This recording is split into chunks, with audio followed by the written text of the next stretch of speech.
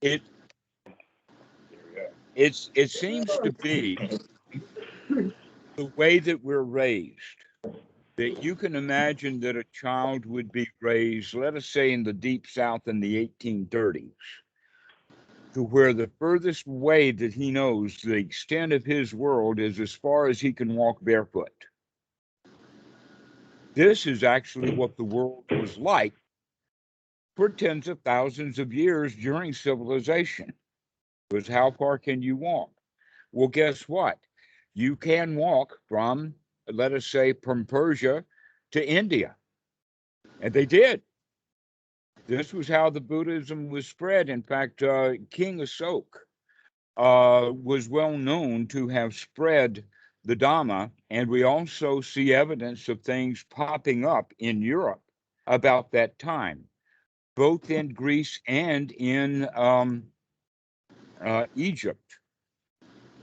And so things do get spread around, but the way that the Buddhism has gotten spread to the West was done, let us say, in an ordinary way, that the ordinary always precedes the deeper stuff. Okay. In other words, we discovered fire as humans because of its natural occurring. It probably took us another 10 or 20 or 100,000 years to figure out actually how to produce or make fire, rather than just discover it when lightning or something did it for us.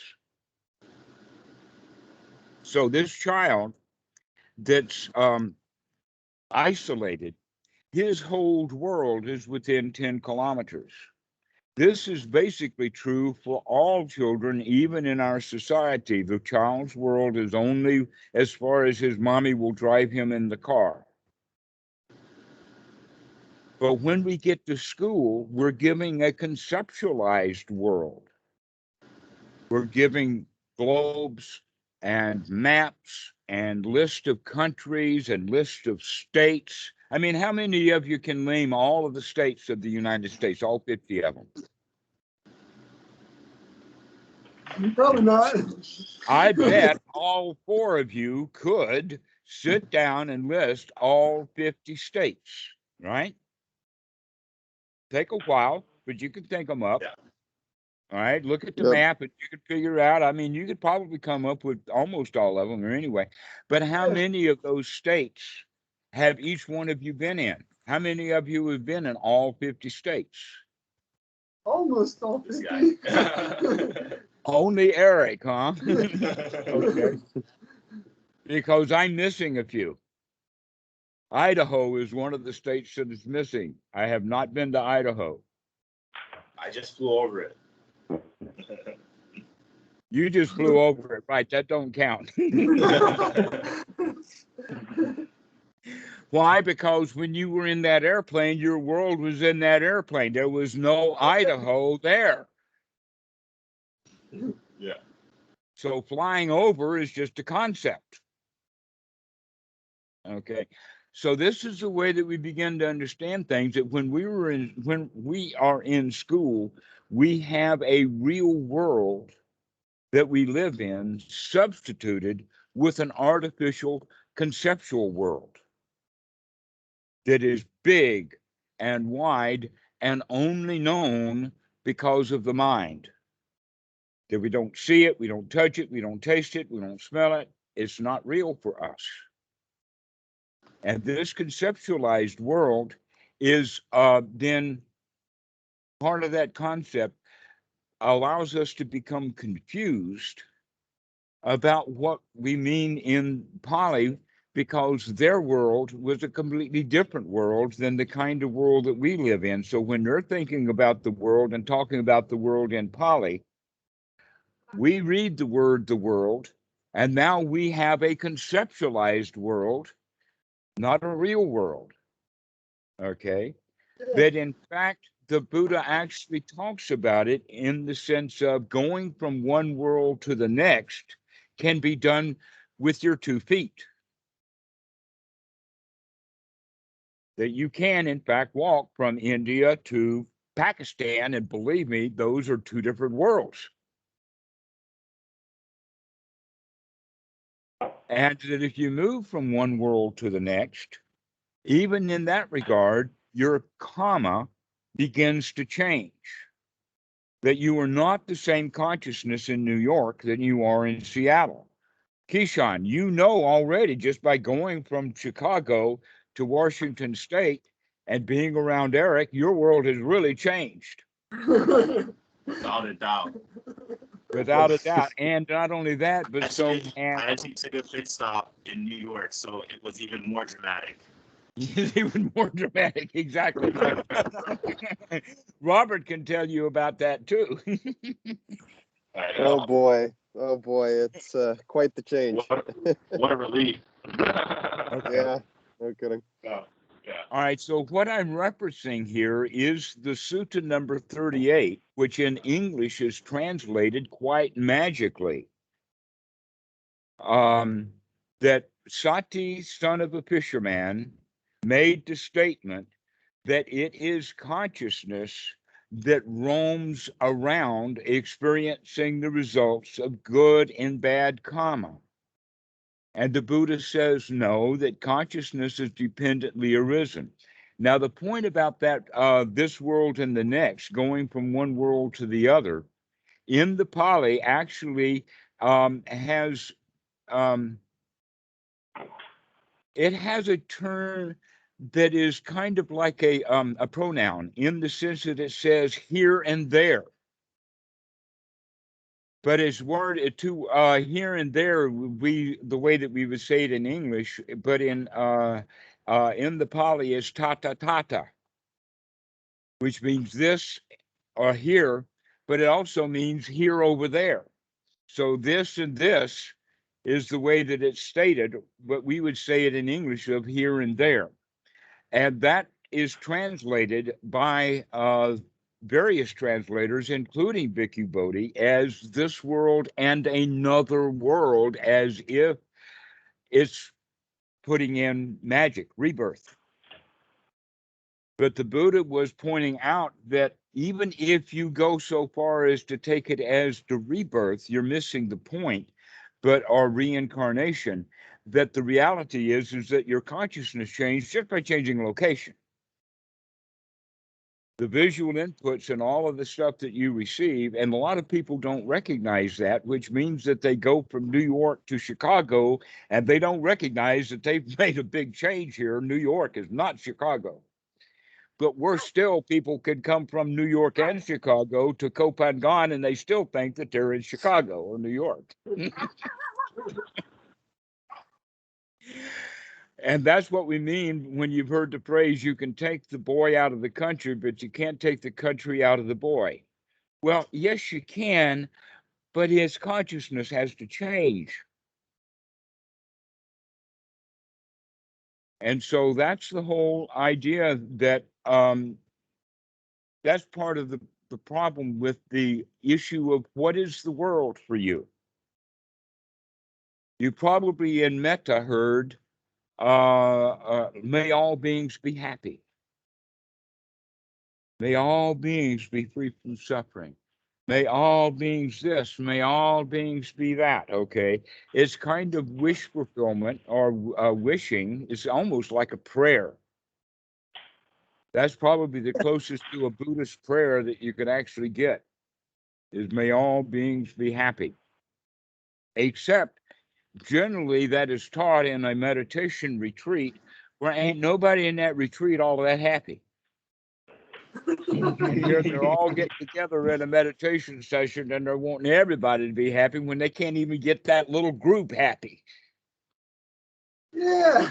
Yeah, isn't that funny? Part of the reason for that is because they're living in a conceptualized world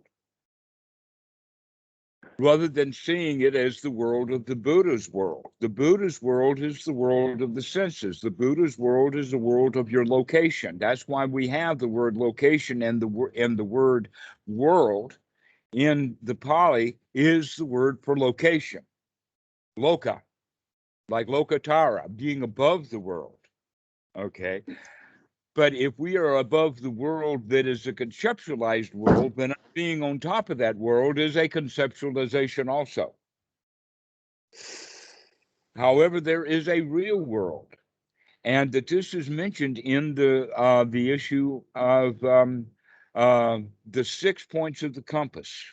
The 6 points of the compass are associated with the metta practice in the sense of north, south, east, west, up, and down. These are the 6 points of the compass. Now, in the West, when we use the word compass, we're talking about traveling long distances, going from one world to the next, going north. All right. But in the time of the Buddha, this whole point about the 6 point, in fact, they didn't even use the word compass. The word compass that they had was done by a translator who had the concept of a really, really vast world rather than a localized world. But the 6 points of the compass are the people on my right are my friends, the people on my left are my family, the people who are in front of me are my business dealings and the people that I deal with in the day, and the people behind me are trying to stab me in the back. The ones above me are all the authority figures that I have created in my mind, which has to do with cops and priests and presidents and anybody who's got more money than I do and all that kind of stuff.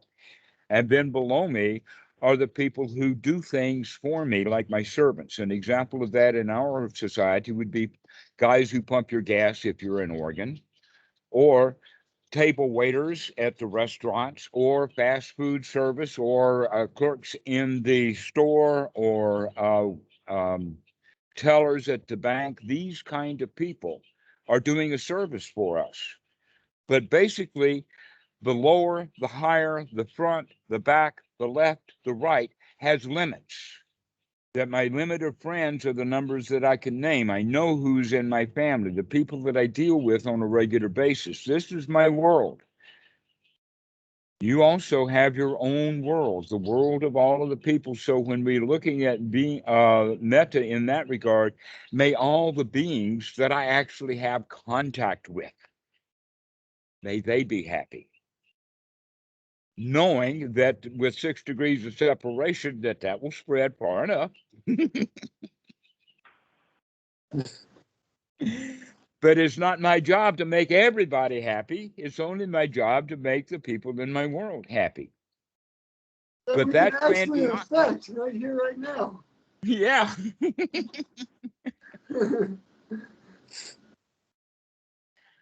Well, that makes the job a whole lot easier. In fact, it puts it into the context that it can be done. If we have the job of may all beings be happy, that's impossible. That's just a concept. But you can see that it got further deteriorated. That's actually may all beings be happy is a very ordinary view. It's not noble at all. And that ordinary view, then by 500 years later, deteriorated into the Mahayana. And the Mahayana has the ideal of the Bodhisattva. Well, the Bodhisattva ideal is not only may all beings be happy, like right now, but may all beings become fully enlightened before I become fully enlightened. You've heard that before. All right, that's the Bodhisattva ideal. That's number one up there. Okay, that's there. As opposed to the original teaching of the Buddha, the ideal was the Arahat, the one who cleans out his own mind, who has enough joy that he can spread it in his world, rather than the whole world. So that mentality of the whole world is may all beings be happy becomes the Bodhisattva ideal. May all beings be happy all the time, and until they're all happy all the time, I can't be happy. That's very, very much like, if you think about it, it's very much like I want everybody to shut up so I can have some peace and quiet. And when you say it like that, it's not quite as compassionate or as joyful as the original teaching of the Buddha. Oh, do you mind if I make a comment? Go right ahead. So, thanks. So I was listening to The Art of Happiness at Work by the Dalai Lama. It's his sequel to The Art of Happiness. And he was asked at the end of the book, if you had to be anything but the Dalai Lama, if you weren't allowed to be the Dalai Lama, what would you be? And he said, oh, I'd love to just go be alone in a forest somewhere. And that was exactly But what he that's said. well So known. I mean, the Westerners have figured that out, but Dalai Lama many, many years ago did not want and tried to retire from being the Dalai Lama so that he could just be a dude in a I didn't robe. know that. He Huh. would had rather just been a monk than the monk that is the target of the Chinese government. Right. Right. So that's an old story. So this guy who asked him that question recently is just really slow. He's probably under the age of 40. Well, yeah, the book came out like 10, 15 years ago or something, so that's probably why. But yeah, and the other thing I was going to say is your point about meta in person. I actually had an experience similar to that this week where I had to go back into Seattle for a few days to run an errand. And so I was at my grandmother's for 2 days, and I wanted to get the hell out. I'll tell you, you that. But my mom and my grandma, my grandmother's in a lot of pain. She has a lot of arthritis and that sort of a thing. So she can be very negative because of that, and it makes it, requires extra sati to be around her. I'll put it that way, to be happy around her. And it affects my mom too. So my mom becomes more negative because of this. So I had to really practice being joyful and happy when I was over there, and it helped them out. It helped both of them out. They wanted me to stay longer, and I was like, no, I gotta, I gotta go. But they were really happy to have me there. So that was a nice outcome. So it's probably gone back to what it was, but it was a nice outcome. Absolutely. And Yeah. this comes from your knowledge and your practice of the teachings of the Buddha, that if you hadn't had those teachings, you would have been subject to their suffering and would have joined their pity party. Well, it was Absolutely. great too, because I also even told my mom, I said, so she could help herself. I said, Mom, I can tell Granny is rubbing off on you a lot. So if you just be positive and say something positive when she gets negative, or change the subject to something that is a positive subject, that can really help keep the spirits high. And she really appreciated that advice. So, which is what I was doing when I was there. And yeah, so I hope my mom's taken that advice. I hope. I'm not sure if she is or not, but she liked it Okay. when she heard it, so that was good. Yeah. One of the things that you're pointing out, then, the distinction between mom and granny. Let me ask you this question to help clarify this. Do you think 40 years ago your granny was as grumpy as she is now? I doubt it, but I have no idea. Okay.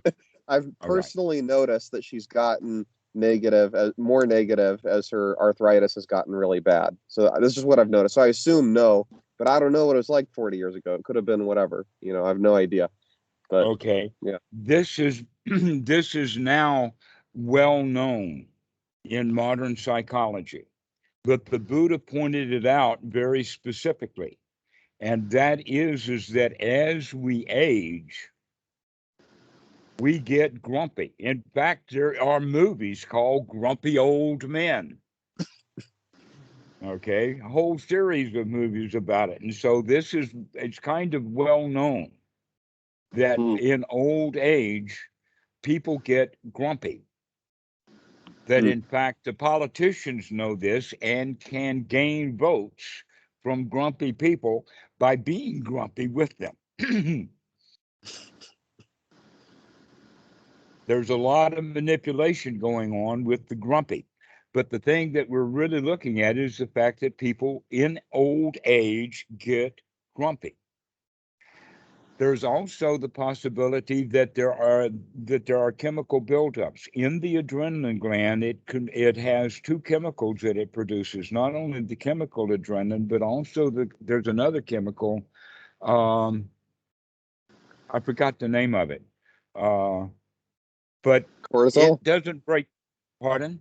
Is it cortisol? Cortisol, that's correct. Cortisol does not break down as fast as adrenaline. Adrenaline is almost like instant energy.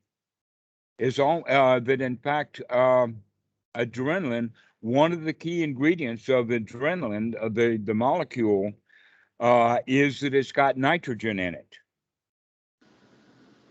The cortisol, and that's part of the reason why it also breaks down so easily, that in fact, adrenaline is nothing but a little kind of explosive energy packet that's sent all over the blood. And that's why we get kind of explosive when all this adrenaline is in the body, because it's designed for the fight or flight that we would have if there was real danger. And so the body is designed to handle real danger, but in our society, the dangers are almost always psychological or minimal, and yet we still have this fear mechanism built in. Well, this cortisol doesn't break down quite so easily as the adrenaline.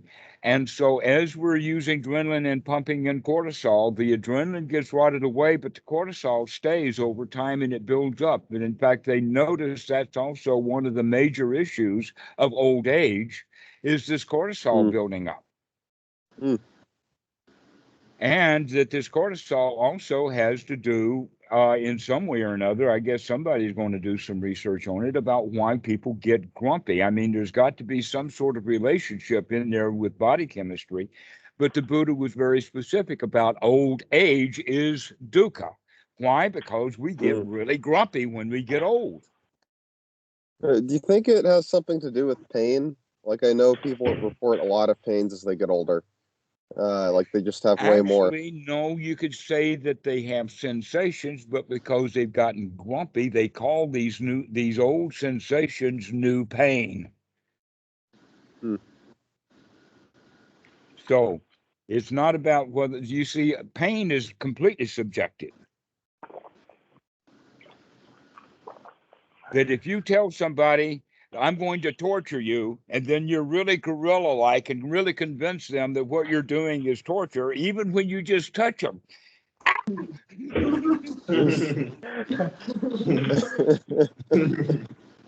It's funny because it also goes the other way. Like, yes, exactly. Like if someone tells you, if someone tells you this is going to feel really good, then you're more likely to think it's going to feel good. And also, if someone tells you they're really great at something, you're more likely to think they're really good at it, even if they're not. And so I've noticed that. This is actually called bedside manner. There's a word for it. Yeah. Okay. Yeah. How does the doctor behave besides his patient? The doctor's attitude has a lot to do with how bad the person's going to feel, because the doctor is an authority figure for them. He becomes their adult ego or their parent ego state, and if he's nurturing to them, then his patients are going to feel nurtured and happy and alive, and then he can stick them with the biggest horse needle in town, and they'll love it.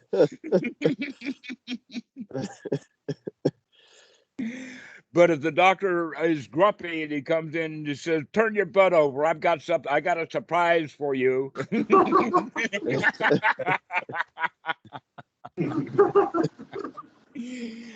then even a little prick is going to be received in great pain. Okay, so that's just one of 10,000 examples that pain is subjective. Here's one. Somebody can step on a nail, put a puncture in their foot, go for days with kind of ignoring it, walking on that foot and everything like that until it really gets bad. They go to the doctor and the doctor says, "Oh my goodness, this is a big problem." Now the foot starts to hurt a lot. That's another example of the doctor talking somebody into feeling really painful, when in fact they were walking on that foot with the hole in it just fine until they go to the doctor with it. And now all of a sudden it's a big deal. You know how soldiers are trained to endure torture and things like that? Like, yeah, CIA that's called agents. boot camp. That's the training. Yeah. But like, like they're supposed to endure, like a Navy SEAL learns, like, endure like really horrible pain and all of this. Do you know what kind of, do you think maybe they use a little bit of Dhamma, in enduring that? How do you think they endure that? I would go in the opposite direction and says, no, some Dhamma folks use that psychological thing. And the place where I could say that it's used would be in Goenka's method called the strong determination sitting. You probably heard about it. I did it a lot. Okay. Just sitting for an hour without opening your eyes, opening your hands, or opening your legs, whatever the body's going to do, you just deal with it. Okay. And the idea then is that while you're going through that, there's the loudspeaker of some Goenka tape or whatever telling you to never mind, start again, or to look at the sensation. And what really happens is that if you're looking at a sensation that you had considered and talked of yourself and thought of as pain, and you begin to look at it very closely, where does it hurt the worst? Okay, I've got, say, a whole kneecap here, or a whole knee that's hurting. Where is the central focus point of the pain? Where does it hurt the most? And guess what? You can't find such a place. If you think it's there and you look there, no, it hurts worse over here. So let me go over here. And you begin to look around and you say, wait a minute, there is really no pain. There is only sensation. That is pain because I don't like it. Now, this is a major wake up for a lot of people, to wake up to the fact that a lot of what they thought was pain was not pain at all. And so that there's an advantage to these strong determination sittings. But the Bhikkhu Buddhadasa and I talked to that and says that it's got too many disadvantages to it because a lot of people don't in fact come to that state. That how many strong determination sittings did I have to do before I finally figured out that I can sit here joyfully, including all of this stuff that's making the body intentionally uncomfortable, to where the Buddha talks about making the body comfortable, relaxed. Now, the translators, when they see that, they say, wait a minute, we've got to have something really big here. You can't just be relaxed and comfortable. You've got to be tranquil. But when I hear the word tranquilized, I think of lions and tranquilizer guns and big darts, and then the lion is completely out of it. That's tranquilized. Okay, so I don't think that tranquilized is the right word to use, but relaxed works really well. And relaxed and comfortable, that's the state that we're looking for, not this state of putting ourselves in a state of torture so that we can handle torture. That actually handling torture is a skill to be developed, but it's a skill that one does not normally need in life, especially when we have a comfortable, easy, wise, with our wisdom, we plan on and having comfortable. But I would say that there are groups of people that I would recommend the strong determination sittings for. The two groups, one would be CIA agents. Even now, the CIA agents are not being tortured in Afghanistan, but CIA agents who are going to be tortured, subject to torture, it would be good for them to be able to sit in that torturous setting and smile and make friends with his torturers. But he's unable to do that if he's in great pain and he hates the pain, and therefore he hates the guy who's giving him the pain, therefore he's hating the torturers. But if he has the idea of, oh, I've been through more torture than this just by sitting on the floor. You guys have got nothing here.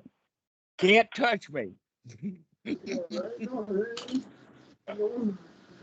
I can handle this too. That in fact, this is where Bhikkhu Buddhadasa talks about it in the sense of that sickness is a good opportunity for practice. That there's no reason to intentionally torture yourself in order to get yourself into a position of handling stress and pain, that will come in life. The question is when it does come up naturally on its own, can you handle it then? And that will make you even tougher for later. Because guess what? Things are going to get really tough for you Things are really going to get tough. It's called old age. And you'll be lucky, very lucky, if you have to endure the torture of old age. Why? Because the only way to not suffer is to die early. So you're going to actually, by having old age, by living long, you're going to do most of it old. Make sure that you're not building up a bunch of cortisol so that you're going to be grumpy old men. You can be happy old men instead. Because that kind of thing is coming. That's a promise. When we say dukkha is old age, sickness, and death, the Buddha is actually promising you're going to get sick. You're going to get old. Then, in fact, if you get old enough, you're guaranteed to be sick. But eventually you're going to die. That there has been no cases of anybody not.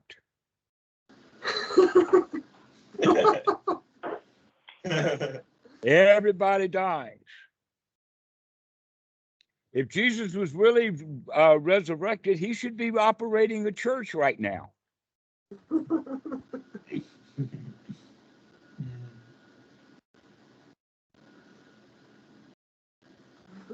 I mean, what's the point of dying on a cross and then being resurrected only to just float up into heaven again already anyway? I mean, what's the point about a second trip home?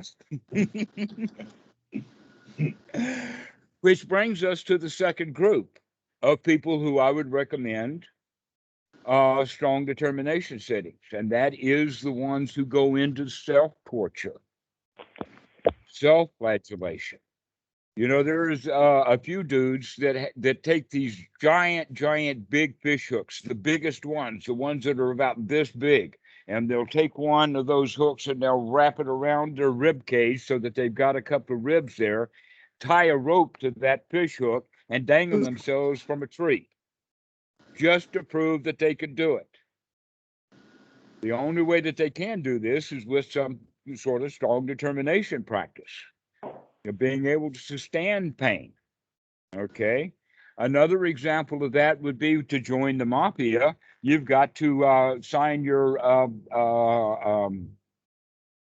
contract in blood, and then you have to hold it while they take that piece of paper and burn it in your hands. And you've got to hold that piece of paper in your hands while it's burned. They've got a different style in the Yakuza in Japan. They just want your little finger. Yeah. All right. But you got to do it yourself. Wow. God, aren't the Yakuza so nice? Just a little finger, huh? Yeah, all it takes to join the Yakuza is a little finger. You got to chop it off yourself and hand it to them. Easy That's stuff. my entrance fee. Well, that's the question, because you see people from time to time that are really, really tough, and they want to prove that they're really tough by holding a burning piece of paper in their hand or cutting a finger off or something like this. So you see, I mean, the movies are built upon tough guys. These guys are our heroes, without recognizing that, hey, they went through a training to do that. They probably were beat up pretty bad when they were a kid, but they got over it, and they know that they got over it, and so they can go get beat up again. You know, I think this is actually a really important topic, because this is another thing society tells you, which is that the way to overcome pain is just be really tough and stoic, you know, and that's not what the Dhamma says, you know. No, you're right there, but I wouldn't say that society teaches that. Let us say that older society taught that, but the new modern society tells you to take a pill to avoid Sure. your pain, to let's do some chemical things so that you don't have to feel the pain, rather than recognizing that it's not pain. It's just, it's pain because I don't like it. I call it pain when in fact it's just a sensation. It's just a tickling. Sure. One of the trainings that I have gone through, and I find it kind of amusing now, and that is foot tickling. And normally you need this with a friend, and we normally do it with girlfriends. That if you tickle your girlfriend's foot, she'll probably try to tickle yours, and that's the invitation. So, can you have your foot tickled without having any reaction to it at all, either mentally or autonomically? In other words, can you hold your foot there while it's being tickled without jumping? Okay. That's part of the training that we can do. And that's a whole lot easier training, by the way, than sticking your foot with a knife and holding it still. You don't need to do that. Just start with tickling first and try to control the mind and control the sensations of having your foot tickled and whatnot, so that you can build up this mental strength. The That's a mental great strength. point. Pardon? That's a really great point that I've never even thought of before. Tickling.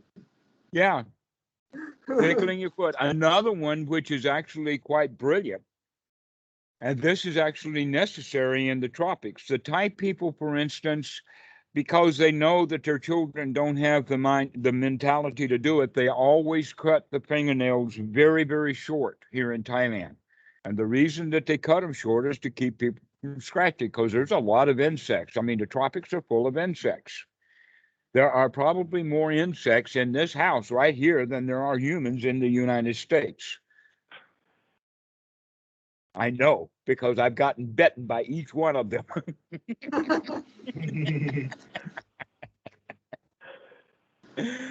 And so don't scratch. This is the next part, is to be mindful enough that you don't scratch. It's a good idea to keep ointment around so that when you, if you have an itch, that is a sensation, and the sensation is an itch, and we generally don't like it, right? And so what we do is automatically, out of the reptilian brain that controls that, we scratch at it, always making it worse.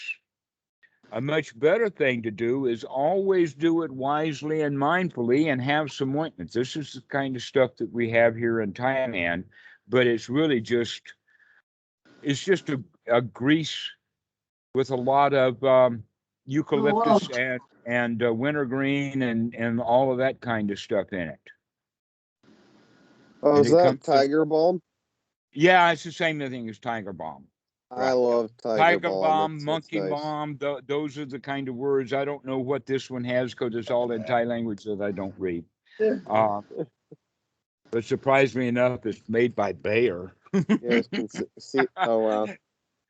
But you guys can see my dog. He's running around. Oh, he just stopped. Oh wait, there he goes. oh, he's having fun. Yes, chasing his tail. Excellent. Yeah, he's having a good time. Well, he has more room to run than he did in the apartment in New York, so I imagine he is really happy. Yeah, he is. He's having a great time. So, back to the point about the scratching, and that is to make the determination that if you catch yourself scratching anything, stop immediately. And then decide, are you going to nourish this thing with ointment? Are you going to continue to scratch it with the critical mind? That we don't like that itch, and so we scratch it, making things worse. Or are you going to have the presence of mind, just like the tickling of the foot? Do you have the presence of mind to hold your foot and keep it still while it's being tickled? Do you have the presence of mind to keep your grubby mitts off of that itch and put a balm on it instead? These are little techniques that are really ways of putting in practice the Dhamma in small ways that require mindfulness. There's other things that you can do. An example of that, every one of us has small quirks, idiosyncrasies, or individual habits. If you can identify your own individual quirks and habits, then you can start to change that intentionally. One of the examples of it would be to keep your hands away from your face unless you're doing it consciously. That you don't touch the face because of habit. That whatever you're doing, now you begin to do it with a mind that is alert and watching what you're doing. So this is a practice that actually is putting the Dhamma out into real life. And so the Buddha talks about it in the Satipatthana Sutta in the sense of stretching and reaching, grasping touching, whatever the hands are doing, do it consciously. Start paying attention to what's going on with the body right here, right now. And by doing that, we begin to alter those habits. We there is a particular gesture that is sometimes the phrase arms akimbo has various definitions. One of them means that the arms are flailing about, but another most specifically is that you've got your fist balled up and you've got your arms or your hands on your hips, and you're holding this kind of posture, right? This also, that's the most specifically the issue of arms akimbo. Guess what? In the Vinaya, in the Patty Monk, there is that rule of arms akimbo. The monk does not go around with his arms akimbo. What that means is he knows what his hands and arms are doing, that he's not flailing about, that he's not holding aggressive postures. That's making me I laugh. remember Someone, when I was like a kid, like one of my cousin's friends was like, tell him to take his hands off his hips. Say that again. Tell him what? Because I had my hands on my hips like that. I was probably like Yeah. holding my hips like this. He was like, tell him to take his hands off his hips. Right. That's noticeable. It is, Yeah. in fact, a message. It Yeah, is a non. Go ahead. yeah, there was this girl I worked with, and she would tell me how this one guy who was much older than her, a manager, would always come up to talk with her with his hands akimbo like that, like just, his chest strutted forward, just his hands right there, and she'd be like, how do I even interact with this guy, because he does this every time. Every time he wants to talk to me. Well, it's pretty clear message that he wants something, isn't it? And she knows what he wants. Yeah. Or at least she's got a big idea about what he wants. Yeah. It was awkward for her. All right. So in a larger respect, that means that we begin to notice the body's posture. An example of that, there's an old video someplace, and I think that it has, I don't even remember the people's names, but one of them was a monk, and I think it was either Bhante Vila or it was the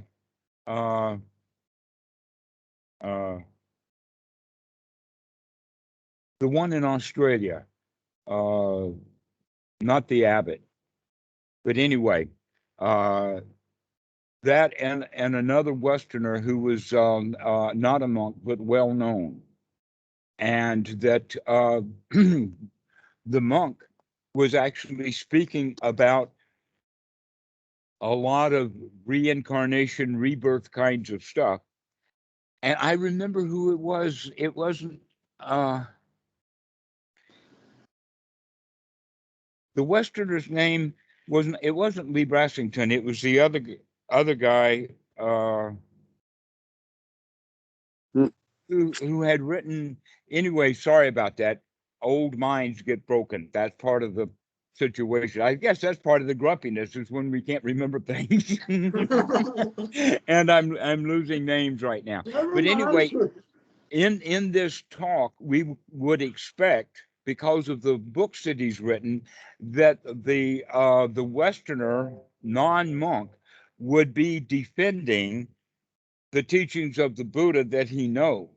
That in fact, this guy was the one who wrote the book of Buddhism Without Beliefs, and I can't remember the guy's name. Oh, I know who you're talking about. I don't know the name. Stephen Batchelor? Stephen That's Batchelor? the guy. Yes. That's him. Okay, so this is an interview with Stephen Batchelor, and in Australia, they have a group of monks that came out of the Ajahn Chah group, but unlike Bodhinyana. pardon? Bodhinyana, that's the John Brahms monastery. Yeah, Ajahn Brahm, that's right. Okay, so one of the monks that was there is named Ajahn Brahmali. It was Ajahn Brahmali, who is really, really big time into rebirth, reincarnation, very magical.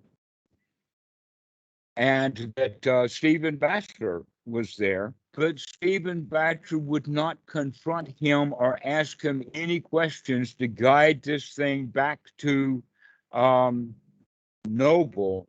That Stephen Batchelor just kind of went right along with everything that this guy was saying. But the thing that was quite remarkable was that the monk behaved in a very, very agitated way.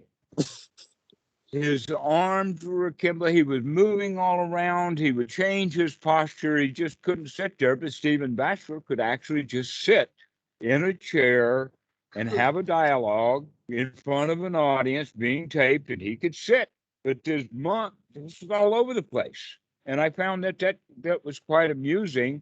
And it may have been that he was expecting Steve Batchelor to confront him on his stuff. And Stephen didn't confront him, which left him in a state of agitation, expecting to be confronted at every minute, and he never got confronted. And so he remained agitated. That was very unusual, I thought. And that video is out there. But basically what we're talking about is part of the monk's training is to train the body so that we do not appear agitated, because we're not agitated. And yet this monk who is defending rebirth and reincarnation is really agitated. So that's one of the ways that, as a observation, when you're watching the videos, is observe the postures of the people who are talking to see how much movement that they do, how much agitation that they have. Can they just sit there, or are they all over the place? If they can just sit there, that's because they've been practicing sati, mindfulness of the body, looking at what the body is doing. That's actually step 3 of Anapana, is to experience what the body is doing, not this body scanning stuff that Goenka was talking about. Of starting at the top of the head and moving around. I mean, that has its value to it. But really, one who is practicing that doesn't necessarily develop the skill of actually watching what the body is doing. But that's why we talk about that. I haven't actually talked to students very often about it, but about waking up to watch what the body is doing whenever we can remember. A good example of that is when you're opening doors, or when you're beginning to open a package or something like that. But in fact, because of the COVID virus, we get a lot of stuff through the mail. We buy stuff through Lazada. So one of the habits that I've gotten into is a very, very stylized way of opening the packages. Most specifically, here's an example, I think, here, to where this package was opened this way. It wasn't torn, but a knife was taken at the end of it to just open the package. You can see the knife slot right there. So this is the way to start training the mind so that you pay attention to everything that we're doing, even putting the hands back together, holding them in a posture. So this is part of the training that we could do, is just mindfulness of the body, part of Anapanasati practice. And you can do that at any point in time. And you can be riding a subway. What are you doing with your hands? If you're carrying a package, notice how you're carrying it. What are you doing with your hands? Go ahead. Yeah, I have a question. So it's a little bit unrelated, but I think it's a good question. So I'm curious to hear your thoughts. So You don't have to announce your questions. You could just ask.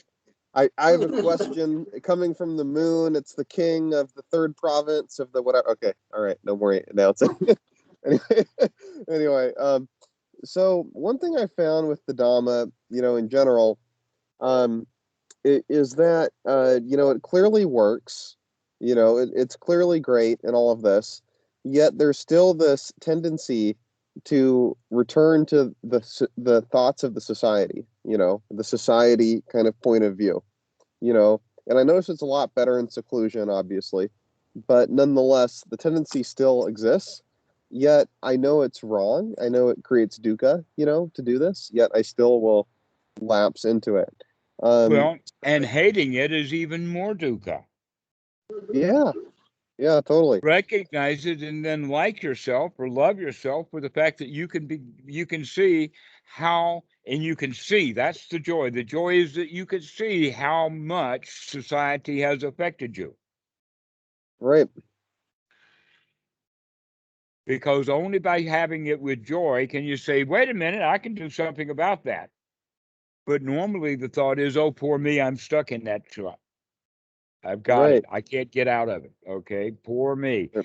The attitude then is the attitude of the victim or the attitude of the winner. If you're going to have the attitude of the winner, then that means that you're very happy to see all of that stuff when it comes up. Right. That's the trick, is to be joyful with what you see, because only by seeing it can you have a choice about whether you're going to change it or not. Sure. And if you live in society, you've got to at least know how they think. There's a big difference between someone who has left the world after 15 or 20 years, gone into seclusion, getting his mind straightened out and coming back, versus someone who just has his mind straightened out and comes into society for the first time. He's lost. That's the Sure. problem with the issue of the beginner's mind. There's a catch-22 or a problem issue built into this, in the sense that the Buddha is talking about be here now and see things the way that they are. And in a way, you can't see the way that things are now if you don't understand anything. And if you always with the beginner's mind, that means you've got no sankara built up and you have no knowledge of basis of all, so you don't have a clue about what's happening. So there's got to be a balance in there. There's got to be a middle path, that we have to know how society works in order to avoid the worst parts of it. So congratulate yourself for knowing and understanding society, rather than crapping on yourself because you keep having thoughts about society. Cool. It's not about can you remove thoughts of society from your mind. The question is can you have wholesome thoughts about your thoughts about society? Sure. You cannot just stop the mind. Sure. The scientists know that, philosophers know that, arahats know that. The only people who haven't figured that out are the ones who are reading Dhamma books. And somehow they get the idea that they're supposed to stop the mind. I don't think that you'd really want to stop the mind. Can you imagine the mind completely stopping while you're asleep at night? What's going to keep the heart going? What's going to keep your respiration? I mean, if the mind stops, you're going to die. Yeah. But we do have some control over how we spend each mind moment. If we can remember that we have a choice about each mind moment. And so when you catch your mind in the, let us say, in worldly thought, then we can analyze that, not because it's a worldly thought or not, but because is it wholesome or not? Which also has then to do with, well, how big is your world? Is your world merely a conceptualized world, or is it something that's real?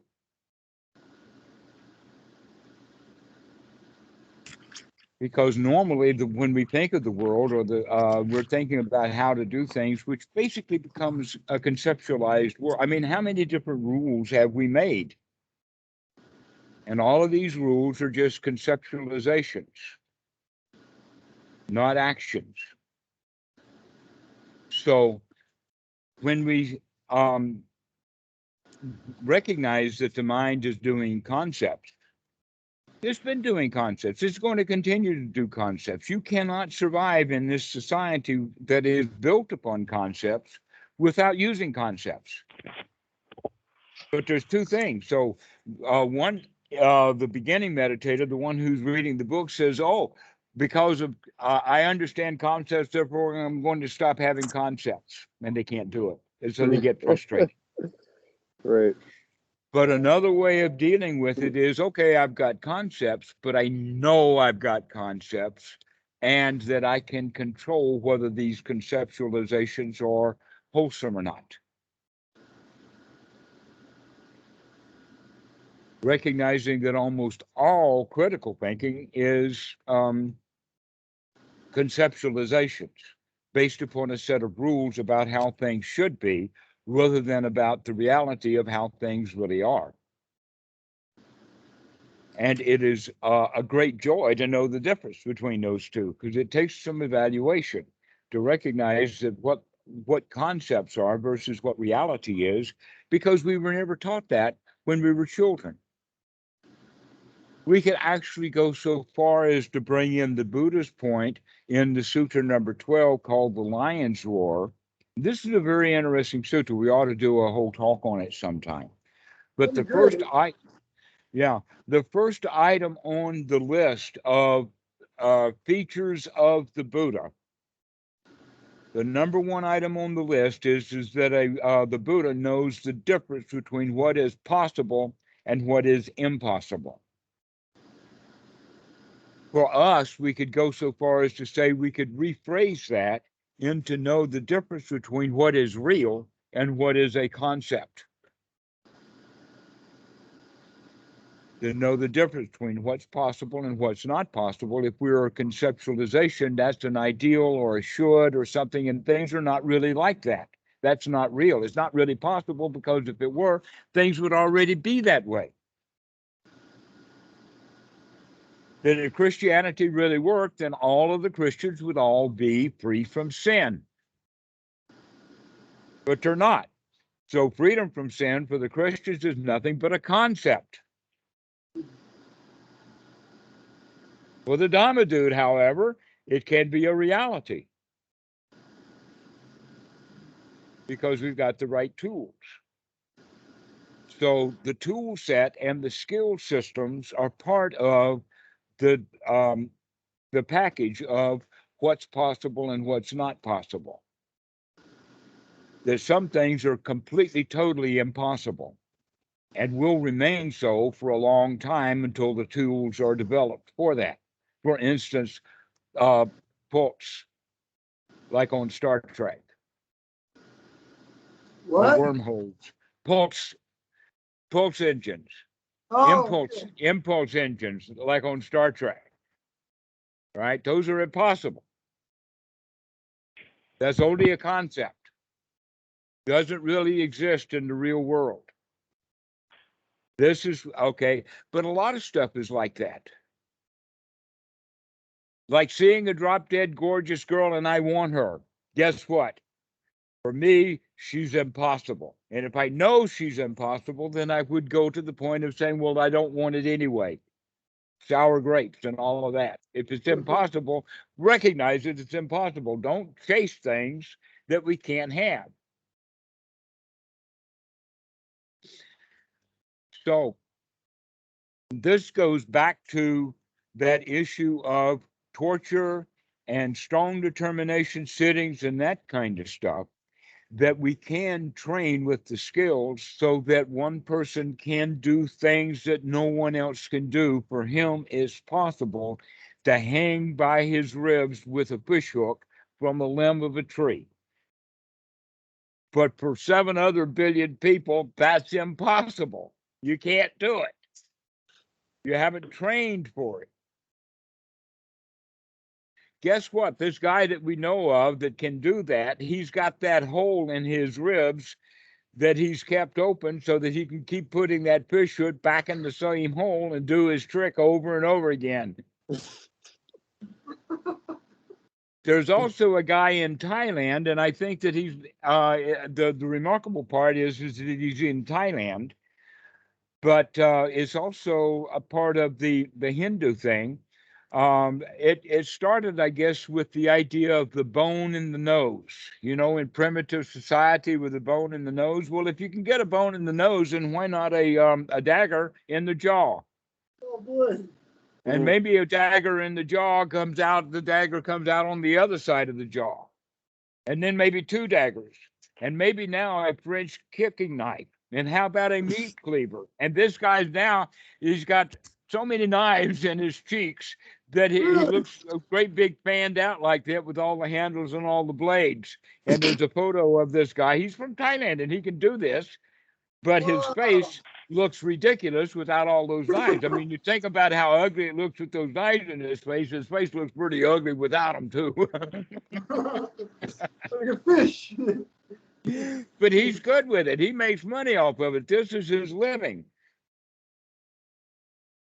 And so he's gotten used to the sensations of having knives in his cheeks. Just like you could get used to having a bone through your nose. Or one can get used to having a broken rib that never heals. That's quite common, in fact, because, you know, if you have a broken arm, you can set it. How are you going to set a broken rib?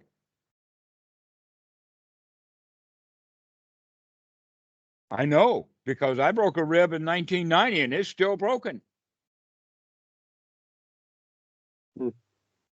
Still broken. You can see it in the X-ray, because they X-rayed it several years ago. But the real issue about it is I know that it's broken because it pops from time to time, and sometimes it gets itself into a position to where it gives a very interesting sensation that many people would call intense pain. But I've learned that there's a way to pop it back into place, and it hasn't popped out of place now for several years, so maybe it's starting to heal. Great. But normally, if I pull my arm up like that, it'll pop back into shape. And if that doesn't happen, then I can grab a hold of something very high and pull right down on it, and that will pop the other thing back into place. In fact, there was one time I was driving the truck and it popped out, giving severe pain, and I took the handle there above the door and started pulling on it. One of my students was in the truck with me back at Watson and Moke days, and he was really surprised to see what I was doing. I said, "Well, I'm just popping a bone back into place."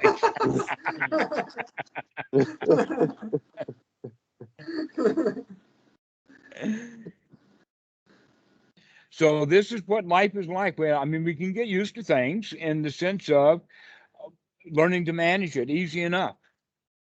But as they arise. Pardon? But as they arise. As they arise, right. Right. I don't have to worry about, oh, poor me, this thing hurts. No, it just hurts right now. Let me do something right now to get out of the pain. So in the determination sittings with Goenka, if a lot of pain came up, would you just note it, pain, and do the noting thing? Like, how did you deal with that in the moment? Well, it depends upon the student and whether their level of skill and their level of wisdom at that time. An example for almost everyone would be that if it hurts, stop doing it. Like the old joke that the guy goes into the doctor and he says, doctor, every time I stab my arm with this knife, it hurts. And the doctor says, stop stabbing your arm with the knife.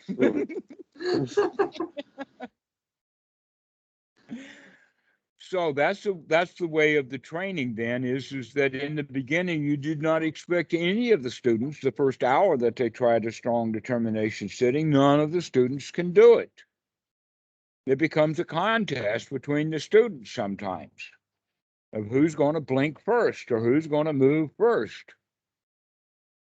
Except that you got to have your ears open because your eyes are closed. You can't tell, but you can, if you're very sensitive, you can tell when other people are moving around in that strong determination sitting, and it becomes a contest. Okay, so that's one phase. If I can do it, even if he can't. So, but there's got some ego built into that. until we drop that part of it too. So there's a lot of stuff that goes into that strong determination sitting, but there's less painful ways of getting the mind strong. And you could think of the strong determination sitting for most meditators should not be done in their first 10-day course. That's very much like somebody, a weakling, that gets a gym membership. He walks into the gym and he goes right over to the 400-pound dumbbells. And he works at his strength. He can't get it off the floor. Okay. He needs to go do something that he can do so that he can get some training. And when he gets some training, he'll get stronger. And when he gets stronger, now he can jerk 400 pounds.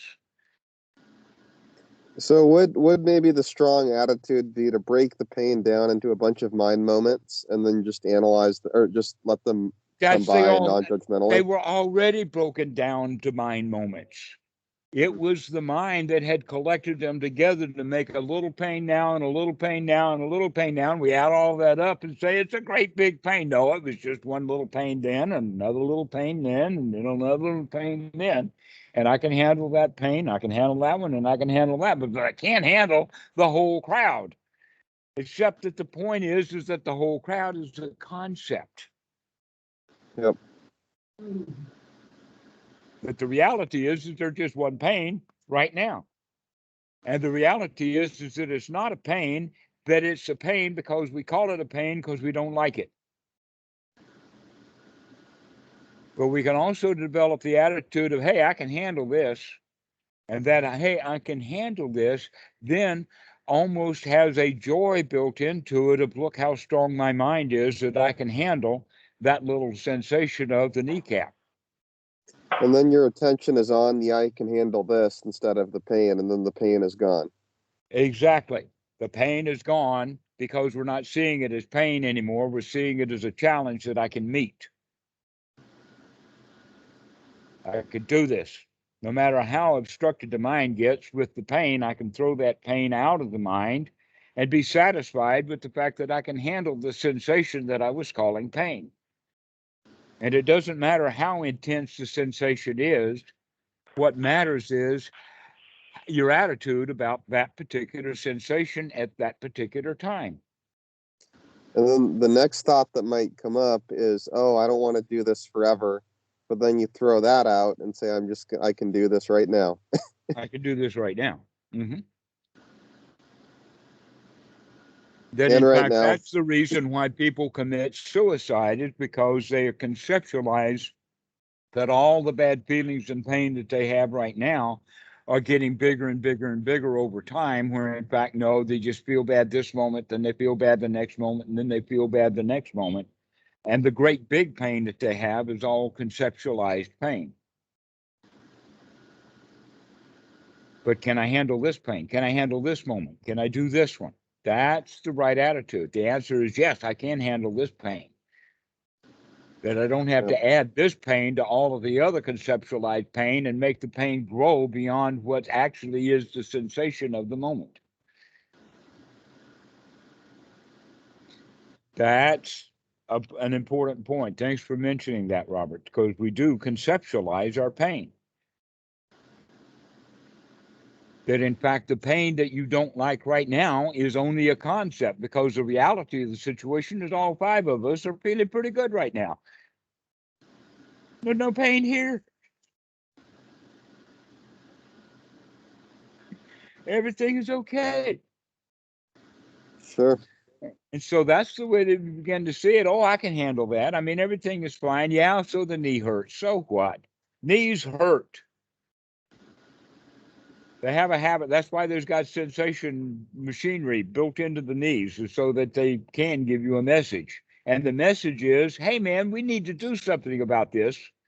And the answer is, no, I'm not going to do something about it. I have a strong mind. Or we can sit there, oh, poor me, it hurts, but I've got to do this meditation because Goenka told me to, or it's supposed to be good for me, or some other conceptualized reason of why we sit there, rather than the reasoning of, hey, man, I can handle that. That's nothing.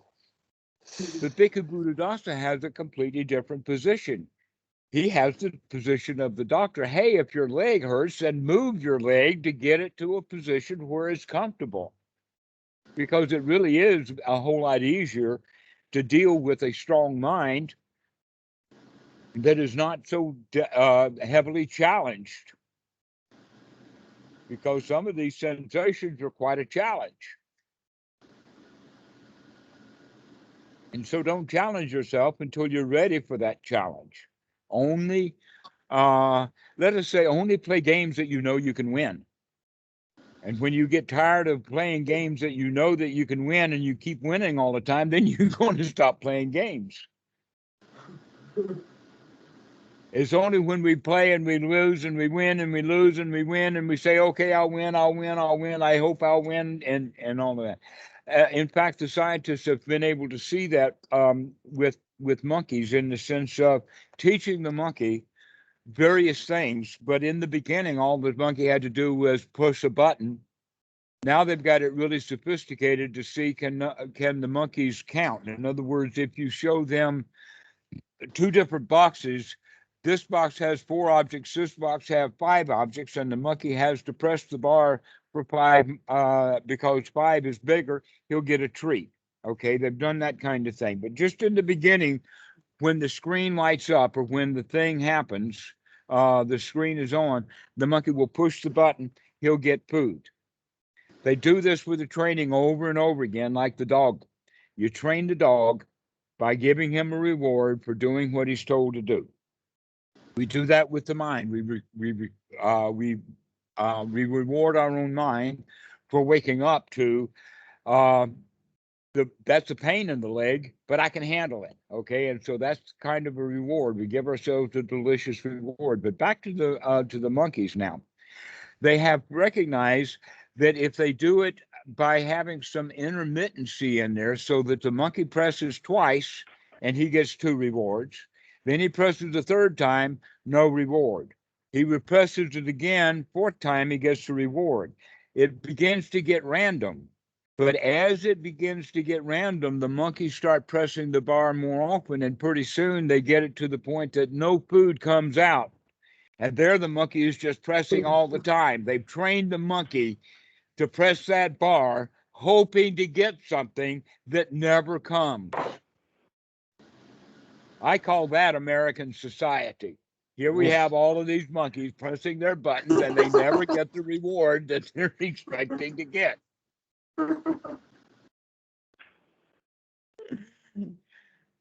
So we press those buttons thinking that we're going to get a reward, and we continue to do that. This is called learned behavior.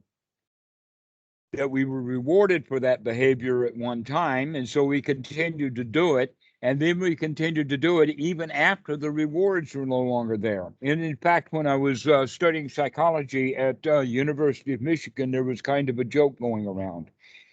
And the joke was that they had done a rat maze, a big one.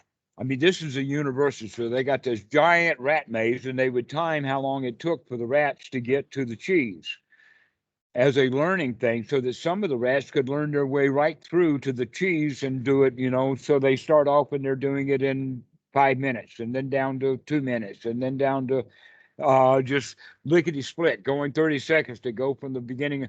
And so they said, well, let's build a really, really big maze that is an exact like this, except that we're going to have students, university students, go through the maze, and we can time them too. And they did the experiment, and then they closed after they did all the research, they closed the experiment down, but they left the maze there. But for the humans, while they were doing it, they would, instead of paying a piece of cheese, they'd put a $5 bill. This was back in the 70s, so $5 bills meant something back then. Maybe nowadays you'd have to put a 20 in there, and then the kids will go through it to get to 20. But the joke is that even after they closed the experiment down, that building that it was in, they kept getting broken into often, because the kids would go back to that maze to run that maze to get their $20 bill or their $5 bill, and then the whole thing would close down.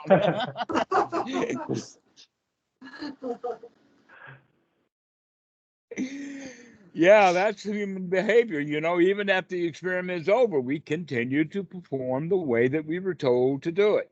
We train ourselves into doing things that are absolutely of no value at all. Ah, David Goldman. I don't know David Goldman.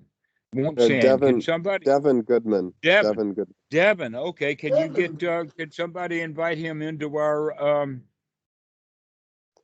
I'll message him right now. I'll just he asked when the calls were, Right. and Yeah, you can invite him in on it right now because it didn't go according to plans. yeah. Devin. Devin Goodman.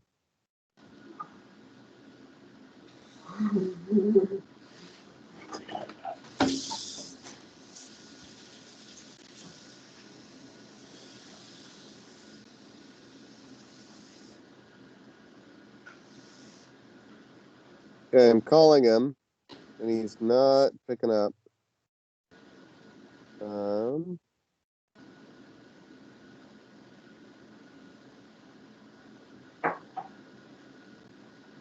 That's okay.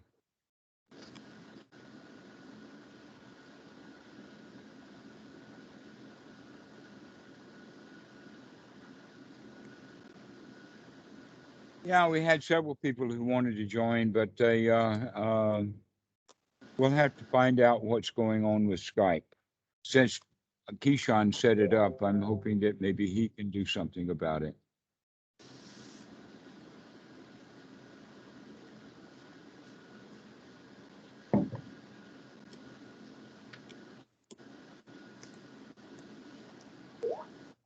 Okay. So Devin has joined. Oh yeah, it's great.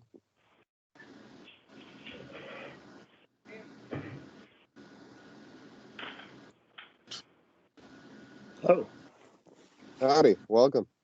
hello. Hello, Any Devin. people I here? see a box for you, but I don't see your face yet. Oh, well, Oh, there ain't we missing are. much. There you are. Yeah, we've been going since 9 this morning, so we've been at it more than an hour. First things we talked about were getting the thing going and what we were going to do, moving it to Skype or whatever, but we found up doing it this way. Whatever we do, I'll send it out so that we can, I'm hoping we can get that Sangha group going. Brilliant. But I don't know what to do about it because I didn't see a way of starting a call.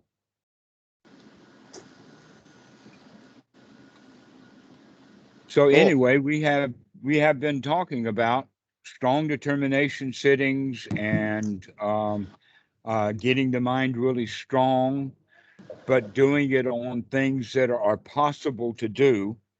That if we do something that's possible, another example of that, by the way, is that when I was learning to play the piano, I kept hearing music that was played by better musicians than I, and I was jealous.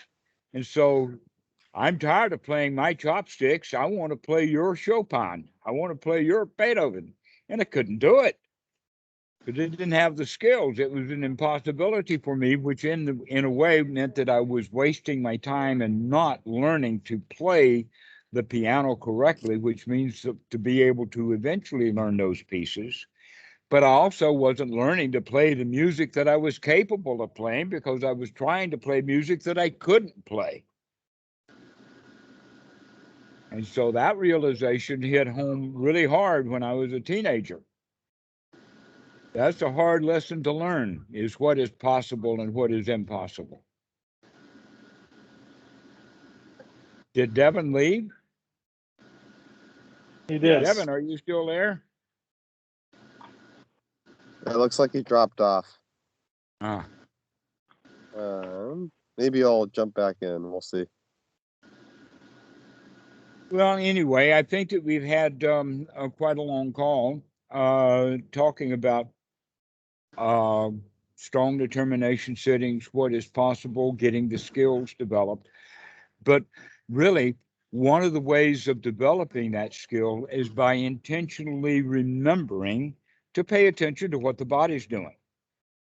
This is especially useful not sitting on the floor squatting and doing something that we're calling meditation, but rather that we're living our lives. And while you're out living your lives, what are your hands doing? Yeah, that. I was waiting for somebody to do something.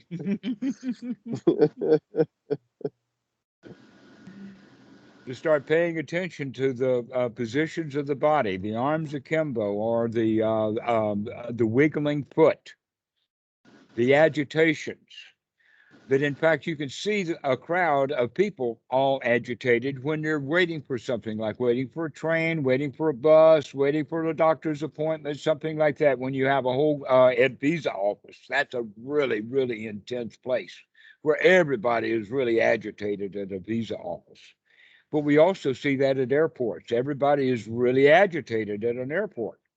And you know that they're agitated because you can see all of this unnecessary fidgeting behavior. So if we can see that in other people, then that means that other people can see it in us if they're looking.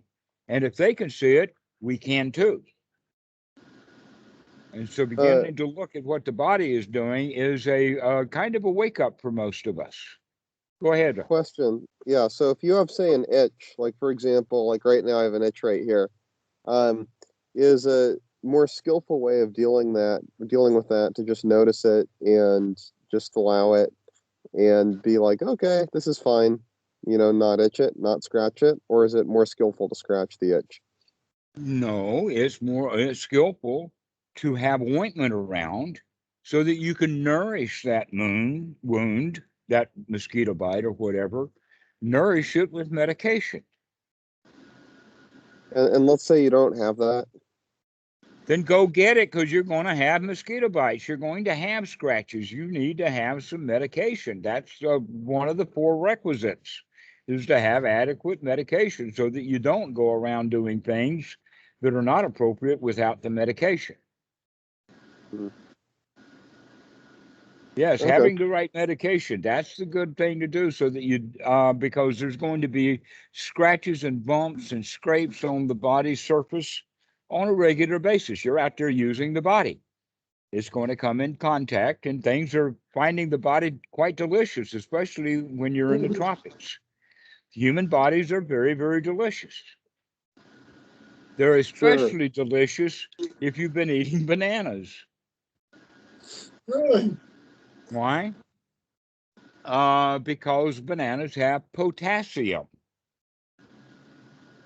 And that they have found that mosquitoes, though they are attracted to the carbon dioxide, if you have 5 or 6 people sitting around, a whole lot of carbon dioxide is coming out. The mosquitoes know where that is, but the one that they find the most delicious in that group is the one who is having the bananas. That I learned that the hard way at Watso and Moke. That at 6 o'clock every evening at Mayor Patoon's house, there was an open Sangha meeting where coffee and drinks, a chai would be served, and Achan Po would show up.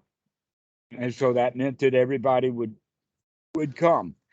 But Mayor Patoon always had bananas out for those who were, because Achan Po and the monks are not going to eat any bananas, but the Westerners who were there and didn't know what was going on, they would have the bananas.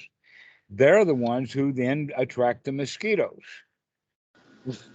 So you can have a group of 50 or 60 people standing around, huge number of mosquitoes, and all we have to do is to make sure to keep the mosquitoes off of you is bring bananas and just put the bananas out. Whoever wants bananas, they can have the bananas. And I found that they do that at Watch the Wood Book. They put bananas out so that it keeps the mosquitoes off the monks.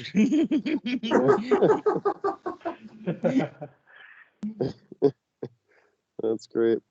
I That's didn't know funny, that. isn't it? Okay, go Yeah. ahead. I didn't know mosquitoes had a taste for bananas, but I guess they do. No, it's not bananas itself. It's Sugar. potassium. Hmm.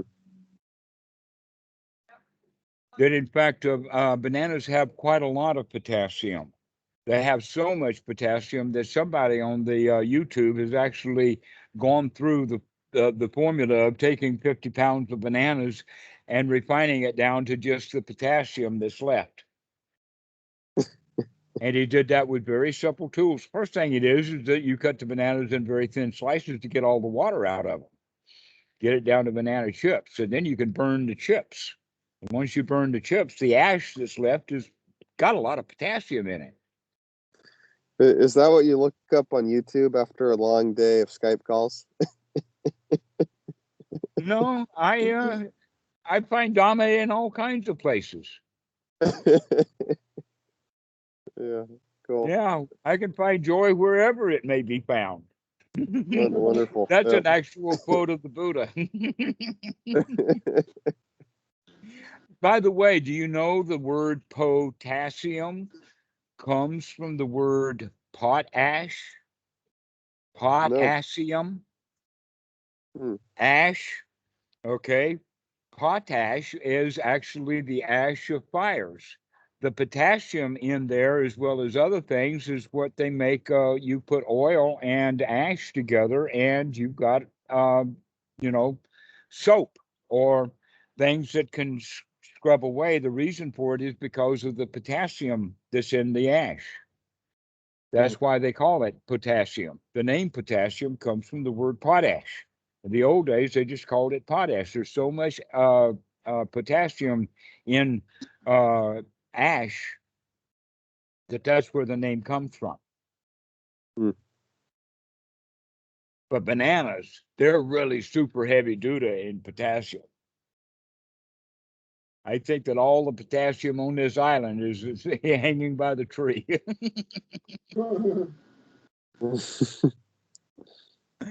So back to the issue of mosquitoes then. That's one of the ways of controlling them. Another way of controlling them is smoke. That in fact here in Thailand they take cow dung and press it and color it. And sometimes, let's see, yeah, here's one. This is almost 100% the product is cow dung. Wow. And this is a mosquito coil. You pop it open like this.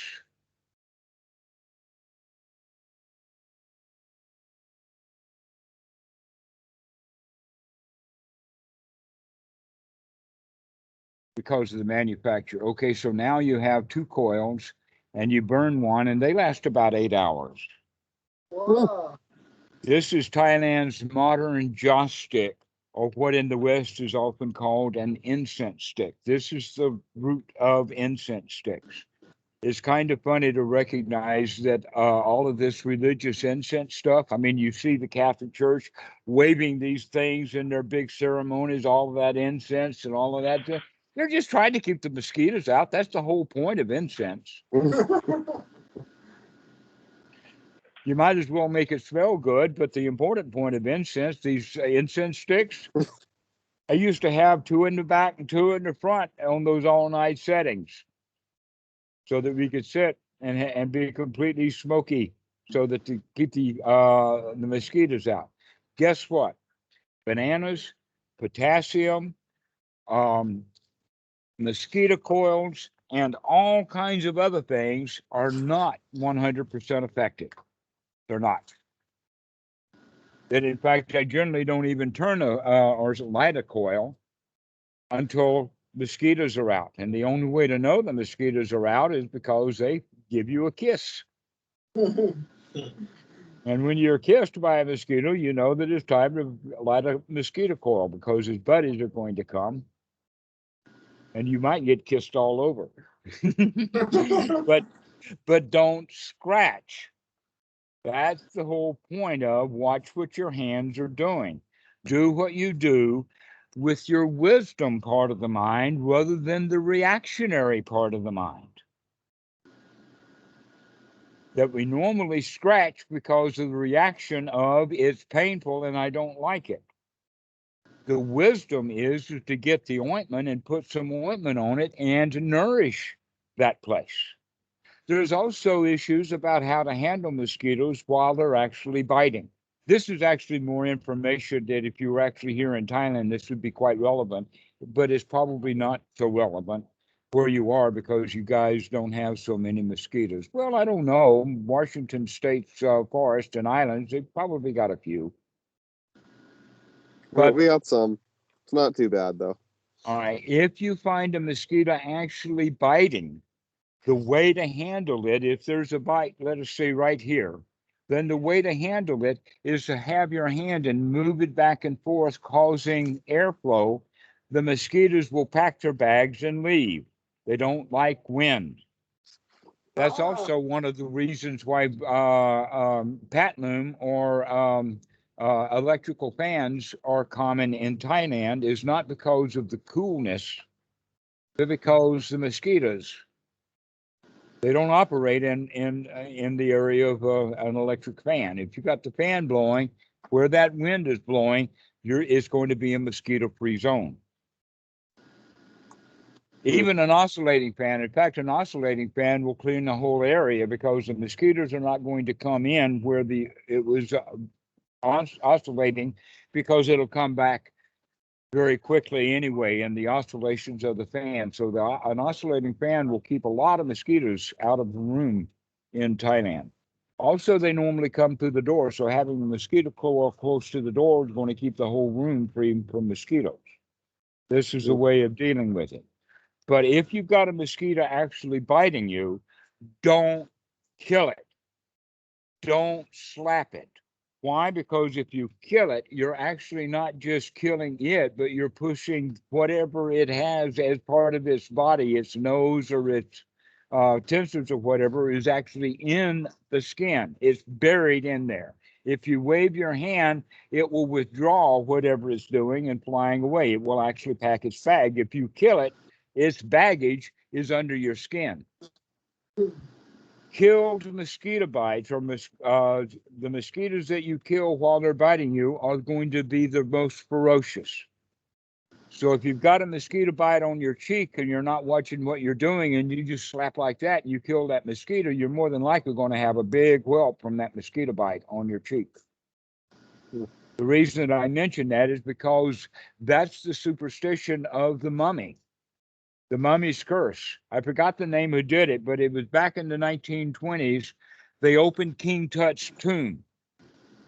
And the guy who opened King Tut's tomb, the number one archaeologist, was dead within 3 months. Why? Well, he actually died of a mosquito bite, but the mosquito bite was actually infected. It was infected by the stuff that was in the grave, that whatever in tombs, some pretty heavy duty bacteria are laying there dormant. And he got some of that dust on him. And then when the mosquito bit, he's scratching it, and he gets it infected and he dies from the infection of that mosquito bite. That's the curse of the mummy, is mosquitoes. Don't scratch. Don't hit a mosquito. Don't kill it. Wave it away. Say goodbye, and it'll pack up and leave. But if you kill it, you're going to have a big wound to deal with. And especially if you've got big fingernails that have got mummy dirt on them, or like scratching the dog and having ticks and all kinds of stuff under your fingernails, those are not ideal situations to be scratching an itch. Because you're putting, not only are you disturbing the skin, but you're putting all kinds of bacteria in there that wouldn't have been otherwise if you hadn't been scratching. So that's a major, major thing. And it was actually quite a hard lesson for me to learn in living in Asia, was learning not to scratch. to deal with the bite as a bite rather than having to deal with it after I've scratched it, because you can only make it worse. That in fact, I know of cases where people have left Thailand and left India because of the mosquitoes. Hmm. But the Thai people don't leave because of the mosquitoes. If they learn to deal with them, then Westerners can learn to deal with them too, learn to deal with them happily. But a lot of people don't like the tropics because of the mosquitoes. They're here all year. They come out twice a day. So about the body postures. So what are your thoughts on yoga? Like, like they're like in the whole yogic teachings, there's a lot of language about how, downward facing dog will affect you one way and warrior one will affect you another way. And then there's the Kundalini stuff about how those postures affect you. Like, do you think that's all magical thinking, or do you think there's a lot of science? Do you think there's science there? What do you think about that? Some of it is magical thinking. Quite a lot of it is magical thinking. There is also science in there. That in fact, the pranayama breathing was already being done in the time of the Buddha. That the Brahmins knew and the yogis knew. And in fact, he had already probably even practiced breathing as an art. Also, the body postures that you see associated with yoga. I have heard the story that those things got originated by monks who were living in caves so that they could actually do these postures and get some exercise without having to leave the cave. Or you could think of it as being in seclusion, and you can get some exercise, stretching the body and whatnot. Then, in fact, you could say that yoga is nothing but step 3 of Anapanasati, getting to know the body. To exercise it, put it in various postures and poses and whatnot, like to find out where your tensions are and things like this. So, yoga and the teachings of the Buddha are kind of interrelated. But you could also say that some of that they've taken too far. It's almost like the difference between doing a 2-step or a waltz versus doing full-blown ballet.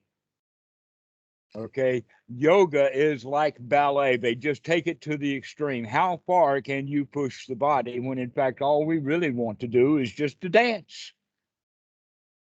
But even to learn to dance, you've got to learn how to control the body. You just don't have to do it to the point that you're standing on your tiptoes or doing some of these crazy postures that the contestants of yoga try to show off in. So you can take anything to an extreme. Yoga is an extreme form of step 3 of Anapanasati, just getting to know the body. But like I said, sometimes they do it. They go right to the extreme with it. That I've seen videos of yogis doing pranayama breathing to the extreme, so that on his out breath, it looks like that he can suck the exterior front part of his belly right up into his chest. You've seen guys do that, it's like there's got no stomach left. It's just, it goes up into that's because he's got good control, very good control of his diaphragm muscles. I just don't particularly need that much control of my diaphragm muscles. I've got no reason to show that off.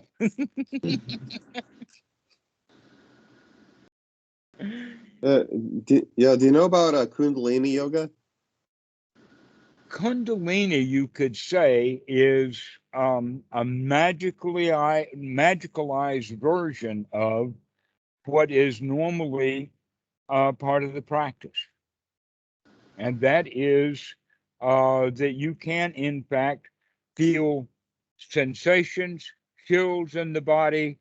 The Kundalini is the rising, and I can actually, by talking about it and thinking about it, can create those sensations right now. Just Oh, there it goes.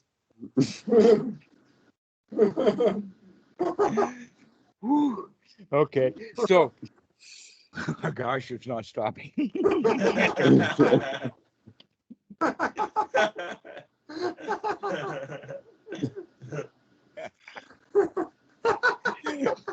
Okay. Anyway, that is part of the joy. It's very joyful. It is just, oh God.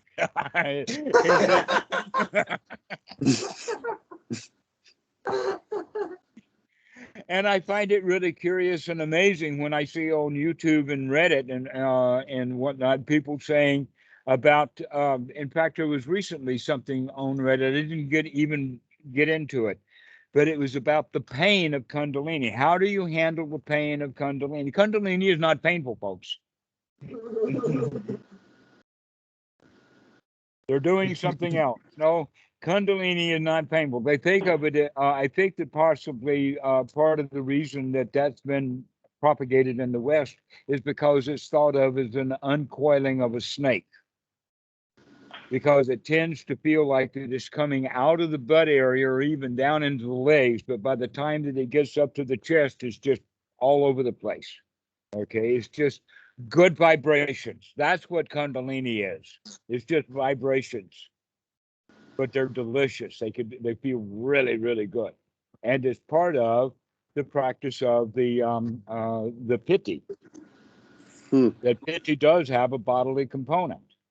You see that bodily component at every football game when the guy makes a touchdown. His body is just full of piti. He's just all over the place. You can call that Kundalini if you like. He's dancing and he's cheering and he's throwing that ball and spiking it and all kinds of stuff. You know why? Because he is just fully energized with his wind, and that's what the ancients are referring to as the Kundalini. It arises and it does, and it just kind of takes over. You almost lose control of the body because it feels so good. Did you ever play football? Pardon? Did you ever play football? I could see you have been a football player in high school. I could imagine it. No. Okay. I played football one day in 7th grade. Yeah. Because I remember that particular time because the coach congratulated me for finally getting off my ass and doing something. But normally I had to go to all of the football games. That in fact, it was almost kind of a competition between the members of the band and the members of the football team. I think that in fact, the football team looked down on the band people, because all we could do was stomp around at halftime. They're the ones who played the game. So there was a lot of jealousy. I mean, even the girls in the band dated the football players, and we really hated that. So much for football. I've been too many games, way too many games. Why do you think that society tends to really appreciate combat sports and violent sports, like football or gladiators or wrestling or, these sorts of activities? I think it's because they're looking for that feeling of win. They're looking for that feeling of success. And they do not know how to get it by generating it directly in the mind. And there is nothing in our society that supports it. It's okay for the kids just to sit around and feel good and enjoy themselves. If you catch a kid enjoying himself, like playing a video game, the first thing you want him to do is stop that play, go do your homework. You cannot have fun in this society. You've got work to do. I mean, this is the whole mentality. And so now we have these extra sort of activities that then are supposed to be done to gain gratification. So you wind up with sports being one of them. Another one would be purchasing products. You probably heard the expression shop till you drop, right? that many people get their benefit, their value. Other people will do it by eating food, binge eating when you're having a pity party. All right. So people will do these kind of things. They'll overeat at the wrong time, or they'll go shopping and buy things that they don't need, and then they suffer through having to continue to work to pay for the stuff that they bought that they didn't need. And we buy a lot of stuff that we don't need because of the thrill of, wow, I'm really better off now that I own this thing. Wow, look at me. I'm a big person because I've got a whoop-de-doo or whatever it is that we bought. And so we look for gratification in these things, and we find gratification, but the gratification is always very limited. That spiking of the ball doesn't last. That very quickly the whistle's going to be blown. They got to be back into that line and ready to fight again. But they can't go home and says, I made a touchdown today. Isn't that lovely? Now I don't have to play football for a while. No, they're right back on that line of scrimmage. Let's go get another touchdown so we can feel good again.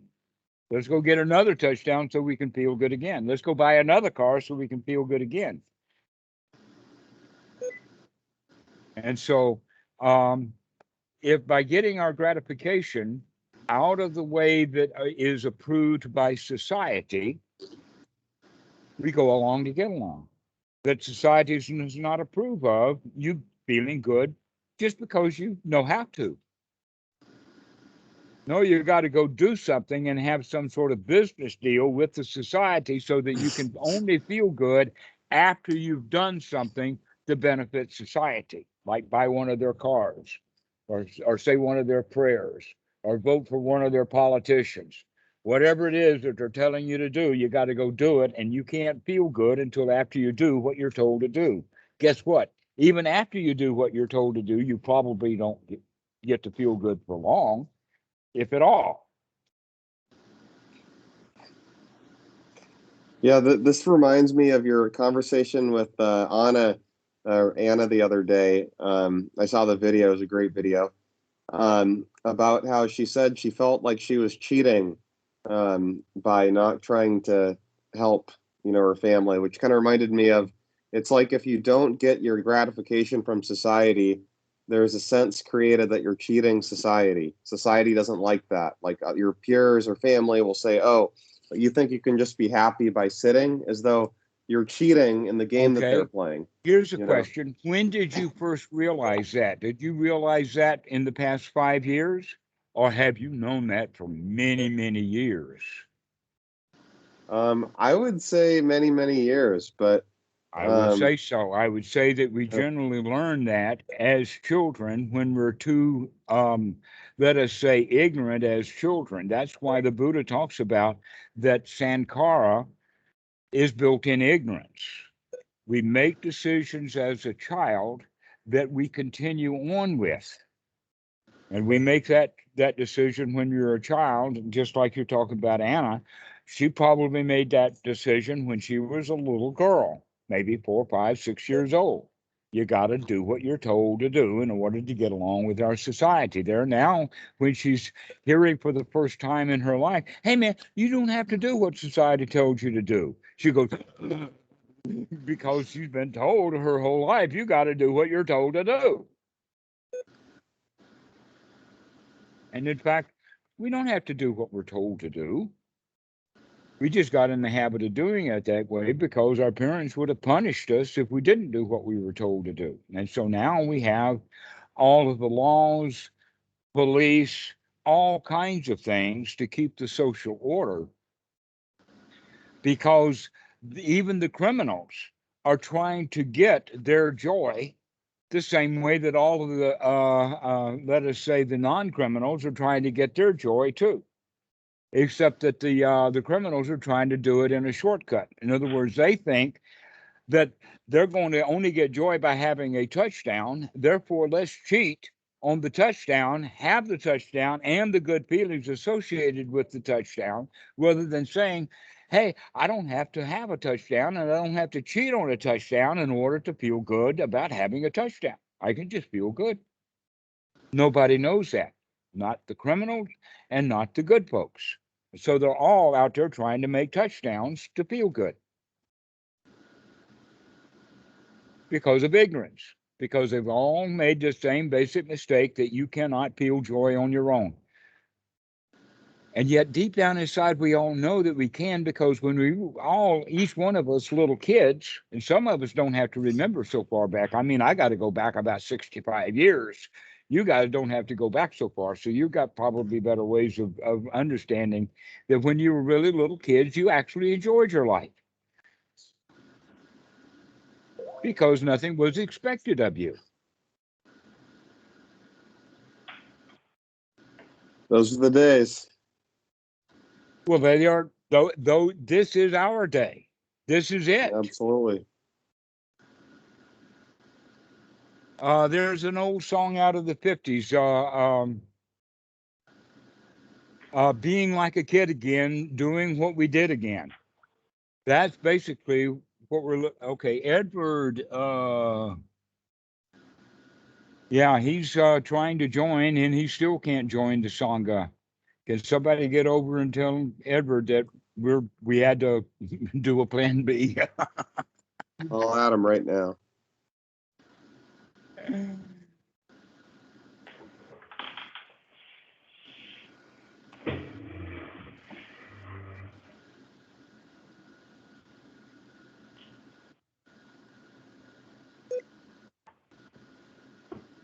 Oh, hello, Edward. Good to see you. We've been going now for about 2 hours, and this is Plan B. We were going to do it on the Sangha, but for some reason Skype wouldn't let anybody join the call. Okay. That's No weird. one. I mean, all of us. First off, there was no join button, but second off, and worse, that there was no video button to push to start it. So I don't know how to use Skype for a scheduled call.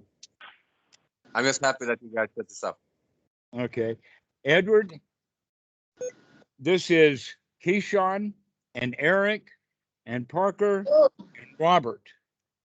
I Nice to meet you. talks with Dhammarato individually many times, so I feel like I know you guys pretty well. I think I listened to yours too. Cool. But did you listen to mine? Yeah, I did. I didn't. You know, it was very hard for me to talk. I had my little son all the time here. You know, I've been home with him for 1.5 years. Now he's starting school in Monday. You know, Mhm. I have been a stay-at-home dad. You know, for 1.5 years. But, like it's been a ride. Let me see.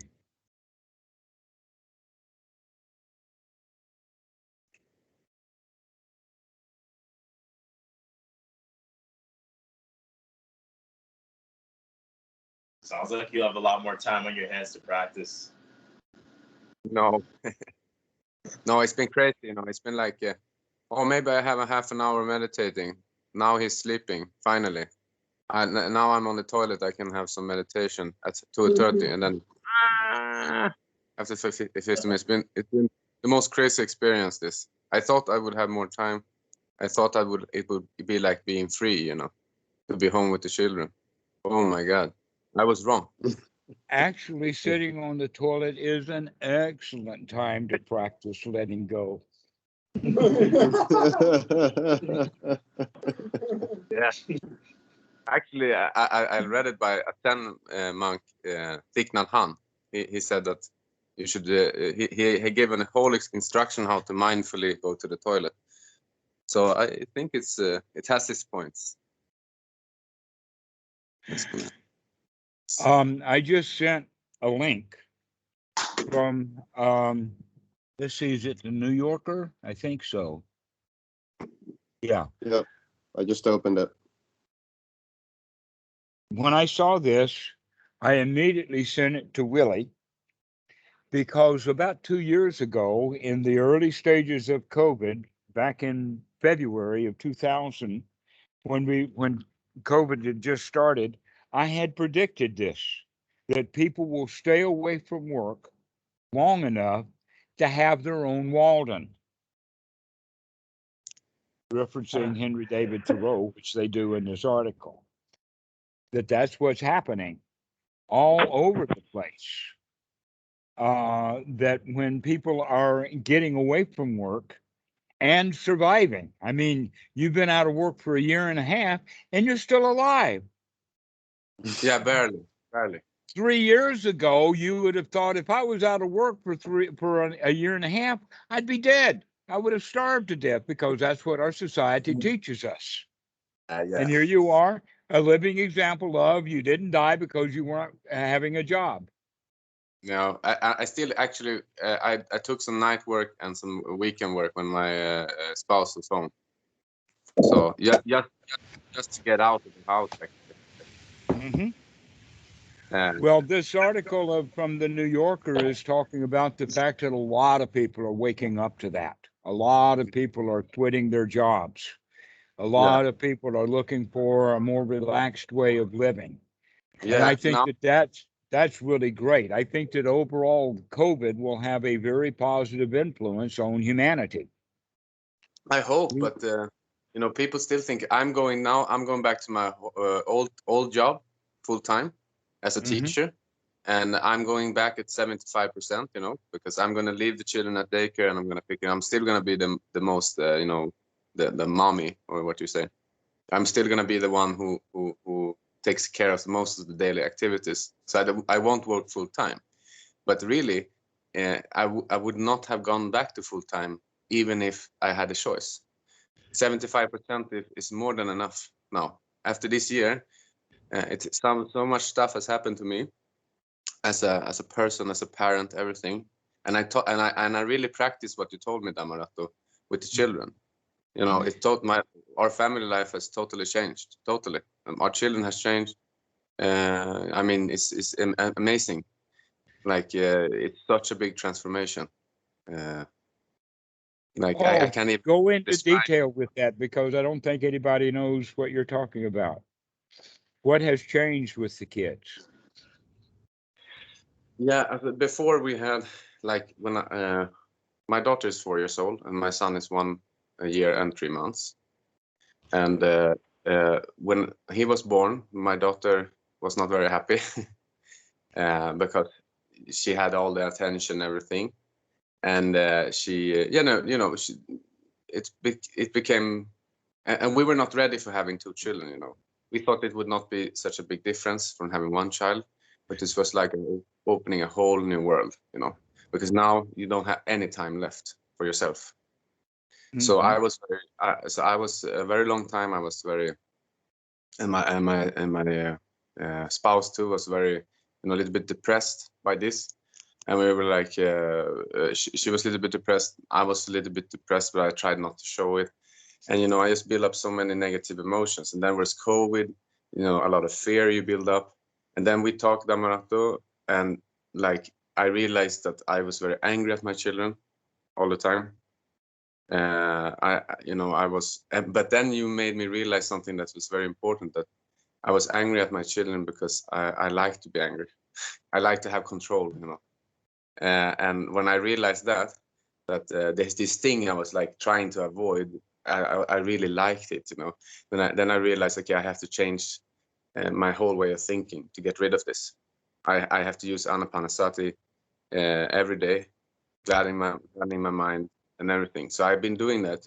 We have not been talking for a very long time, but I have been practicing very much. I had my up and downs. I had like periods when I don't practice and I just fall back down, and see that, okay, practice still works, because when I don't do it, I go back to being, the ignorant asshole I normally am. So welcome to society. So, but it's totally changed. I started to get angry less and less, and then my spouse started getting more. I was very passive aggressive all the time because I was not really dealing with the situation good with the two children, and so I was getting angry less and less, and it created more trust between me and my spouse because she didn't like my anger. She got very insecure because I was very passive aggressive. I was like, "Oh, darling, have you put the shoes here? Thank you." Very, not acting nice. So, and also the children. So I started just not being so angry myself, and then I just developed it as it came. Like now, almost never getting angry, and also like I started to radiate more joy. It just came naturally with replacing my angry thoughts with thoughts of other thoughts. So I've been working with that a lot, replacing. Yes, okay, I think like this. Is this true, what I'm thinking? No, this is just anger talking. Okay, what can I think instead? Okay, I can think, oh, it's very nice that she's created that she pulled all of the toys out on the floor when I just cleaned it up. It's very nice. She's just trying to be creative. She's, I'm thinking like that, and I changed it. It's in small changes in my thinking, in my mood over time has made a big difference for me as a person.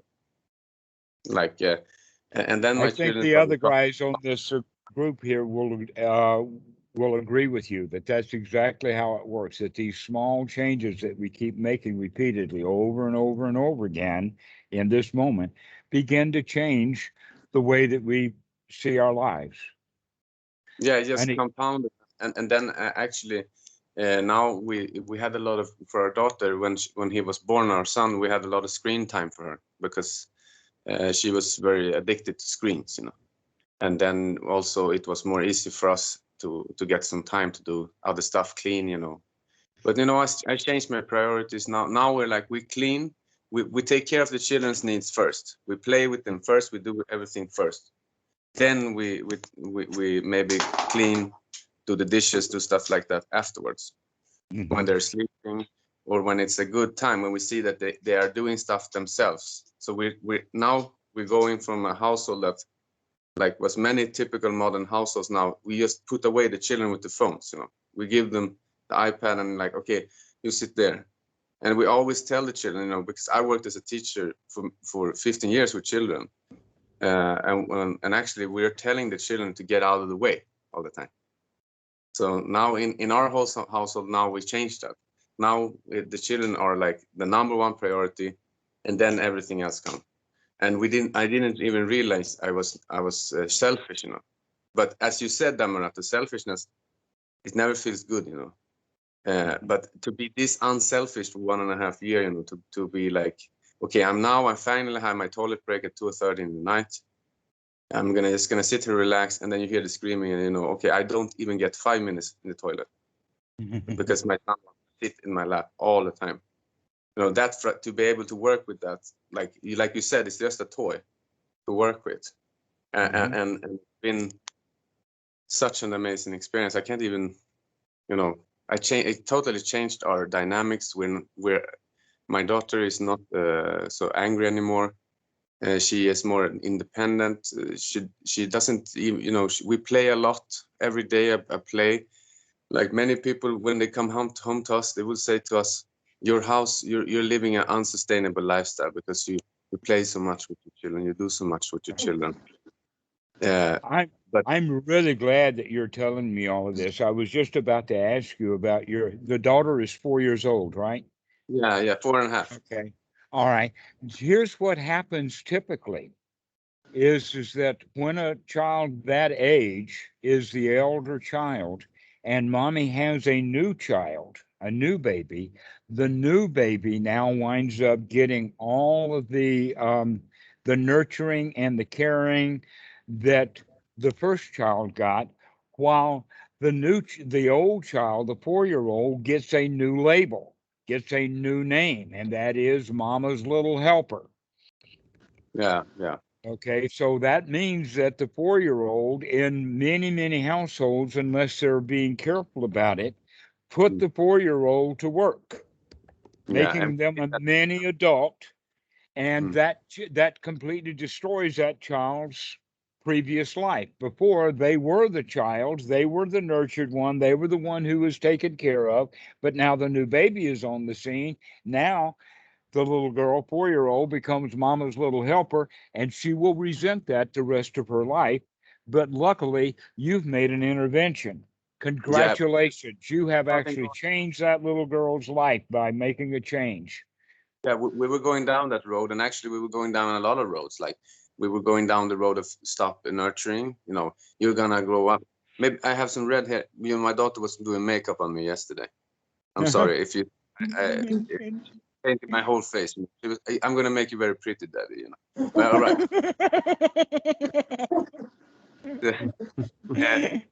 Going down that road, you know, and I can see now that we stopped in exactly the right time now, because still some damage has been done by not nurturing, but I think we changed a lot.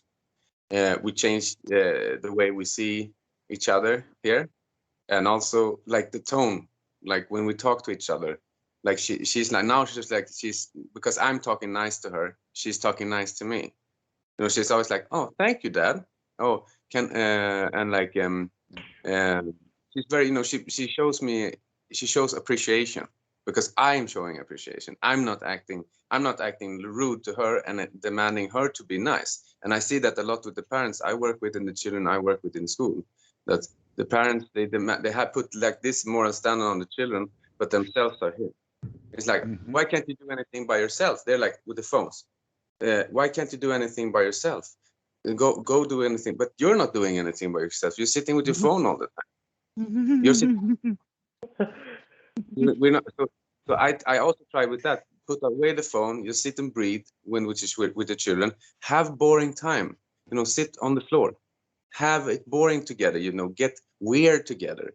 You know, the son points. He picks my nose. I'm like, what are you doing? And we just laugh. You know, because we're so bored. You know? It's very important to be bored. You know, and that's also what this teaching has taught me. And then I done the 10-minute meditations throughout the day, you know, as I saw that you gave an instruction on how to meditate video. That was very good, because that gave me a specific time, because before I was like, oh, how I'm gonna do. Now I was like, okay, I do it in the morning, I do it in the night when I turn around, when I lay on my side now sleeping, and then I turn. And then I do it in the morning 10 minutes, and I do it 5 minutes, you know, and it took away the pressure of it. I having to be like, and I have to sit 1 hour. Destroyed the whole like routine thing. And now I'm starting to get to the point where when I'm out walking, now I have a dog also. We adopted a dog, you know. I know we're crazy, but we adopted a dog. Kensu, come. Yeah, I see him. Oh, he's a big guy. He's a big guy. He's very scared of people, you know. But we changed all that. Now he's a very happy guy. All right. So when we're out with him, now I just jump in the water, I take a swim, and then I sit and meditate. And I don't know how long I sit. I don't care. You know, I'm just sitting in the sun, I'm meditating, he's standing, and then we're just having a good time, you know. You know, many things. I still have some issues, you know, and I want to clean up more of myself, you know, because that's really what you're doing. You know, you're cleaning. Exactly. Edward, thank you so much for sharing this. This has been brilliant. I really enjoy this. I really get a kick out of it when I hear people's success stories and being able to make some changes in their life. But I'm especially pleased about your daughter, because you literally have been able to change her life in a way that she will never know, because most of the children at the age of 4, when a new baby is born, that's the point in time when they lose their nurturing and start being mama's little helper, and they never get out of that. But on the other side of it is that now that you've got kids to play with, you're actually beginning to play and have joy in your life in a way that you wouldn't have otherwise. to just actually being playful. Yeah, and actually it took a time. It took some months, but actually I got rid of like, oh, I just want to sit with my phone. Oh, I just want to do this. I got rid of that feeling after a while of just training to be present, to sit with them, like I said. And now my spouse is starting to do the same also. So we're sitting on the floor together. And I said to my spouse yesterday, I was like, I'm so happy that, thank you so much that you do this. Because I had one little irritation left before, and that was like that my spouse she's doing it, but she's not doing as much as I'm doing it. So it was like it started a little irritation. But when she started to do it as well, like the whole day, the whole morning, the whole day, to the sleep, I was like, I was very happy because I could see that she really listened, and she really she really embraced this style of living. Mm-hmm. And like made us very happy now, because usually she used to get like 10 minutes, 30 minutes attention every day. Now she has, when we're home, she has 8 hours. It's a big difference, it's a big difference in her, I think, because before she was put on the front of the screen. And I'm sorry, I'm ashamed to say that, but we did it because we didn't have any energy. I didn't know that you could have so much patience. I didn't know that you could practice patience and practice being bored, this intensively. And you could change, your way of seeing. So now we have more fun, it's starting more spontaneous playing, and creativity comes from being bored. Now she sits and she creates. She sits and creates. She paints, she does stuff, we sing together, we do stuff. We really, silly people here at home. And she really softened me up, because I'm an angry guy normally. I'm a martial arts guy, and I am like, I have lifted weights, I have done everything. This is my jiu-jitsu practice I'm doing, and like I have an easy time to get into aggression. Like that's easy for me. Our society supports that in fact, Robert had just asked the question, and Edward, you have just now answered it. The question is, why is the world generally addicted to sports or to violence? You have just said the reason for it was because that was the way you were raised, and that you're now raising your daughter in a completely different way that is more playful and less competitive. Yeah, competitive is a very good choice, because you talked about being friends with not just with people, but being friends with situations, being friends with your own emotions, but also being like a brother. I try to think like, okay, I want to be a brother to everyone, and when I think like unbrotherly thoughts, I'm like, okay, wait a minute. Okay, this is a nice girl walking by. Okay, she's very sexy, blah, blah. But now I'm like, no, wait, I hope she has a great day. I hope that she, when she meets someone today, that maybe she has missed a lot, or she established a relationship again with someone good. And then I like, oh my God, now I feel good, because I think good thoughts about her. And like other persons too, when I see like a neighbor who's screaming, and I'm like, oh, I just want to go up and punch his face, and I'm like, no, I hope this happens to him. I'm actually imagining him getting not something he wants or something, and then I'm like, oh, so I just changed it. But still, I still get irritated. But also actually a big point was at work now. I got a shelf on my head. It just fell down from I was opening a shelf, and the whole shelf fell down on my head, and I was like, 1 second, and then I was like, oh, how we solve this problem? How are we gonna get this shelf up? It's more and more of these moments are coming. More and more of these moments of like, I get some kind of pain, something happens, I get scared, it can be anything. And I'm just reacting like a millisecond, then it's over. It's like it never happened. Sati, just in time, right. Yeah. That's you, I got this shell from Scotty, my when head. you need it the most. That's exactly right. So congratulations on that too. That's amazing. Yeah, but I To still, be you know, able to wake up when we need to wake up. Yeah. Like when a shell falls on us. Me, it was more now.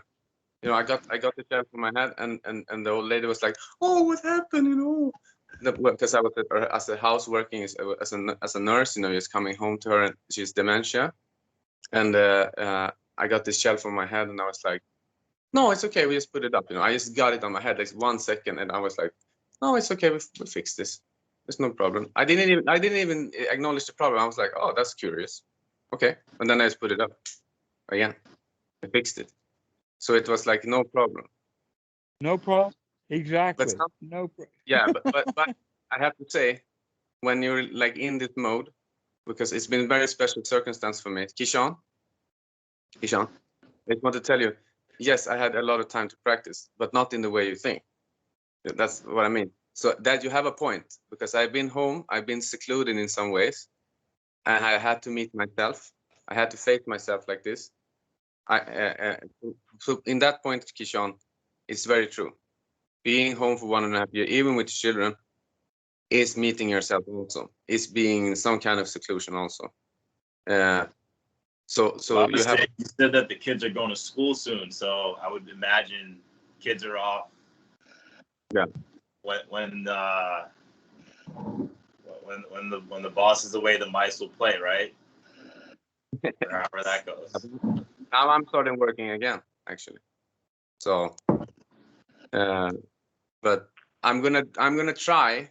This is gonna be very hard. This is gonna be the big challenge. Coming back to work, to all the people there, with all their problems, their energy, and all the like ordinary stuff, like the jealousy, the Lots of shit. opportunities to practice. Yeah. It's gonna be very, very interesting. So I'm that's actually what I'm Dhammarato. What should I think about now when I go back to work? I just want to. I think I have the answer inside of me, but I just want to know what should you think about when you have been gone for a long time. I come back, and now I have been in I this. would go so far as to go right to the very end of it and say that in those moments because things are going to happen, if you have sati in that moment, then the kind of thoughts that you would want to have is, never mind, I can handle this. This is no problem. I mean, just like you had started. So you're actually going in the right direction. You don't need me to say anything. You already know the answer to this. I'm sorry. And not only that, but you've been demonstrating that you do have some sati, that when shells fall and when the when the snake bites, when the dog barks, all of that, I can think of my favorite things. That song coming out of The Sound of Music is what we're talking about here, is that you can say, I can handle that. So when something happens at the office, we can say, never mind, I can take care of that. Yeah, and it's actually, it's also like I want to do more for other people now. I recently signed up to walk the nights here in my neighborhood to check up on the teenagers here. Like when I was a teenager, I was running around. There was like all these old people walking around in jackets, talking to young people. Now I'm gonna be one of them. So, because I think it's important now. Hang on a second, Kitty. Come see my friends. Come see my friends. Here's Kitty. Hi, Kitty. Hi, Kitty. Can you? Hi, can you Hello. Hi. Thank you. Hey. That's so Well, great. nice to see her. She's 9 now. Wow. Oh, it's an honor to finally meet her after all the. Yeah. Yes, yeah. So as far as kids go, I've got an experimental model.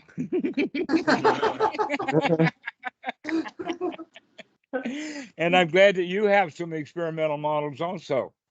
Yeah, I'm really starting to think like for myself with stuff. I'm like, okay, I don't like this. Why I don't like this? Is it I don't like this because society told me, or if I really don't like it. I started to really investigate that stuff, and that's important because then you're starting to really grow up, actually. Mm-hmm. And I also I got like, you know, the ability to be, you know, to show your children that it's okay to do not do anything. It's okay to just sit there, be so, you know, frustrated with boredom that eventually we all start doing stuff. Like the 4-year-old, we're starting to, you know, we got some sisters to do stuff. The 1-year-old, he's starting to, we read all the books, you know, many times.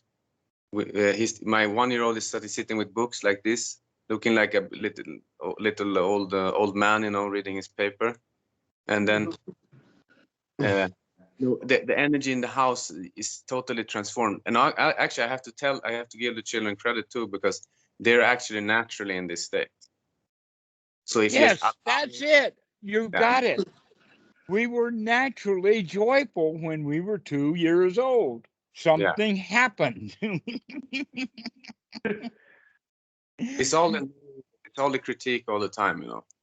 And it's also and it's always almost because we as grown-ups, we want to have like our own time, and we want to like, I'm gonna be a parent, I'm gonna be the best parent, but to be the best parent then I have to have my own time.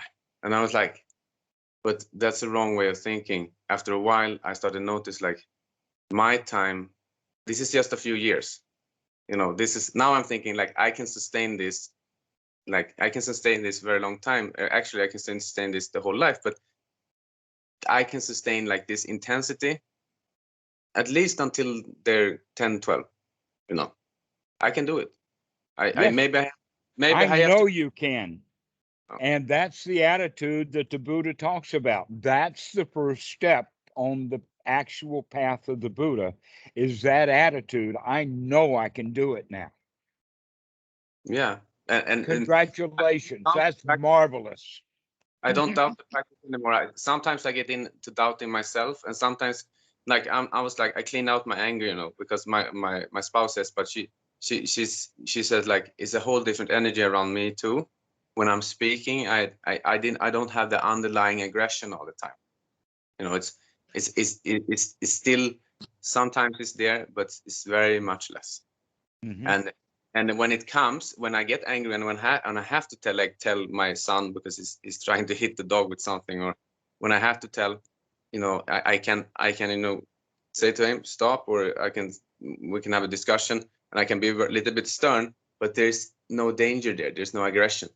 Like underneath, I almost have to act, you know. I have to like, now you stop, because it's because I have the not before I was like, okay, now I have to control myself so I don't like do something dumb, you know, because so I don't like pull my daughter's shirt or do something. And I'm just all being honest with you guys, you know. I have this big problem with anger, but I changed it. I really changed it. Well, actually, you telling us about this is very, very healthy for you. That you're talking about seeing things the way that they have been and making some changes in that. And this is actually quite profound. This is a very healthy point in time for you. That's one of the reasons, that's the main reason why I wanted you to go on with this, is because this is a very healthy thing for you that you're doing, is that you're coming out and sharing this with us, which actually makes it go even deeper for you. Yeah. And I really want to congratulate you. I'm really just overjoyed. All of that Kundalini we were talking about a while ago is coming up. It's greatly joyful. I really appreciate you telling us this, Edward. This has been great. Yeah. One more thing. Eric, do you have anything to say? Congratulations. Really. You're doing a really great job. Thank you. Thank you. I worked really hard, you know. It's a hard sometimes, but we forget also because it feels so easy sometimes. Sometimes I like, why does it feel so hard? Yes, I have to have right effort also, because sometimes we forget the part when stuff goes right. We forget that we have to put in the effort. Wow, I'm really impressed. We haven't had that many conversations. You've really picked up what I've been talking about. That's just so Yeah, and actually I've been watching all of you guys talks, So I've been assimilating everything that you guys. Thank you so much for sharing. This has been really marvelous. Thank you. Thank you. It just proves over and over again that the Dhamma works. It's a working method. The Buddha figured something out that is just so marvelous.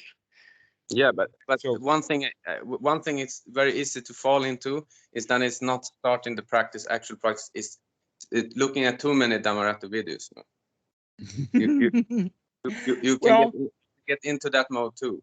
That like, oh, I'm just gonna reinforce this, and then you're listening to it, and it depends. It depends upon. I mean, people do get addicted to MSNBC. People do get addicted to CNN. People do get addicted to Fox News. People get addicted to YouTube in general. So it doesn't matter. The addiction is not the issue. The addiction of what becomes the so if you're addicted to joy, that's a different kind of addiction than being addicted to being angry. Yeah. And addicted to listening to wholesome talks by fat old monks or whatever is a whole lot more wholesome than listening to topics about how terrible the world is, which you find a lot on with YouTube, especially if it's politics. Congratulations on your addiction. What did you say? Eric, say again. I said, congratulations on your addiction to the wholesome. Yeah. That's totally different. Yeah. We can call it, instead of calling it an addiction, because the word addiction is kind of problematic, but we can use the word enthusiasm or eagerness, because that's what we're really looking for. We're not looking for people who are serious about the Dhamma. We're looking for people who are enthusiastic about it. And you can call it being addicted if you want, but we can use even more wholesome language than that and just call it really enthusiastic. Yes. That we're like the Marines. All we need is a few enthusiastic folks. I'm with you there too. I've watched probably a very significant percentage of the 900 videos that's on this channel. So yeah. Oh, great. I think now we know why the view counts are so high. You're doing it, Sean. Robert. What's up? Yeah. What's up, man? Not much. How's it going? How many times you watch the videos? A lot. Yeah, it's great. And I really like it. I really enjoyed you talking about the frequencies too. I had a lot of help with that, Robert, when I was going to the countryside with my family, going way out in the wild, where there's almost no electricity, nothing. And it really helped. It was like, oh my God, it was like putting a weight. Oof. Like some of the harder aspects of practice just destroyed. So, yeah, huge difference. Keyshawn's going through it right now. He's actually, came out here to Washington to go camping. It's massive. It's a huge difference. Yeah, Keyshawn, how is it going? It's going great. Visited the Watt in Seattle, which is really nice. And tomorrow we should be in the forest. Nice. I'm really glad to see you hooked up with Eric. That's the Dhamma for you. I'm really glad to see that. This is something that a lot of people don't pick up in the books, but it's very, very deeply embedded in. We use it in the concept of the triple gem. The Buddha, the Dhamma, the Sangha is the triple gem. It's not just about Buddha, or it's not just about the Dhamma. The real point is about the Sangha. And I really didn't understand that until I was actually a monk for a while, to recognize that, hey, these guys are really good friends if I let them be. instead of competition, which I thought they were. I mean, I was the best meditator in town when I walked in to watch the smoke.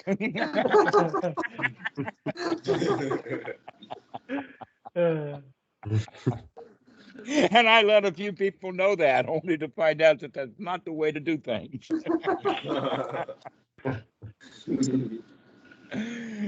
You have to be shown. You've been shown. Buddhadasa. He came. To your hut. You told that he came and he was walking. No, this is Ajahn Po who would do that. No, Bhikkhu Buddhadasa, when I knew him, already had trouble walking. He walked with a cane. Any video that you see, you will probably see him either sitting with a cane in the vicinity or walking with it. Yeah, he when he would go on walks, there would be monks that would help him to walk around, that he would need help to get into a car and whatnot. So he was kind of an invalid for the last 5 years of his life. But that gave everybody an opportunity.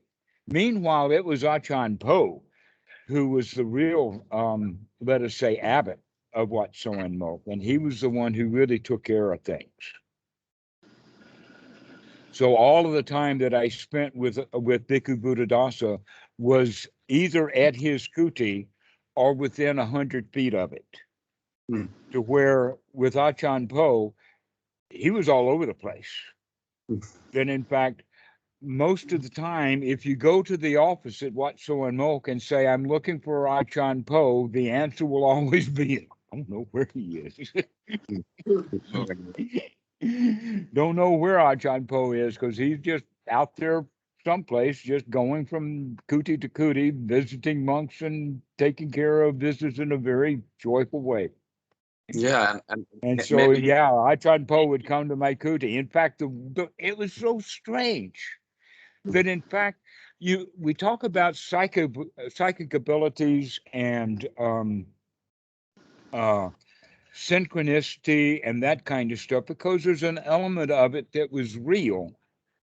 And Ajahn Po was there training me in that. And the way that he would train me was by coming to my kuti unannounced and standing out in the yard about 10 feet or so from the kuti and just stand there and wait until I figured out that he was there.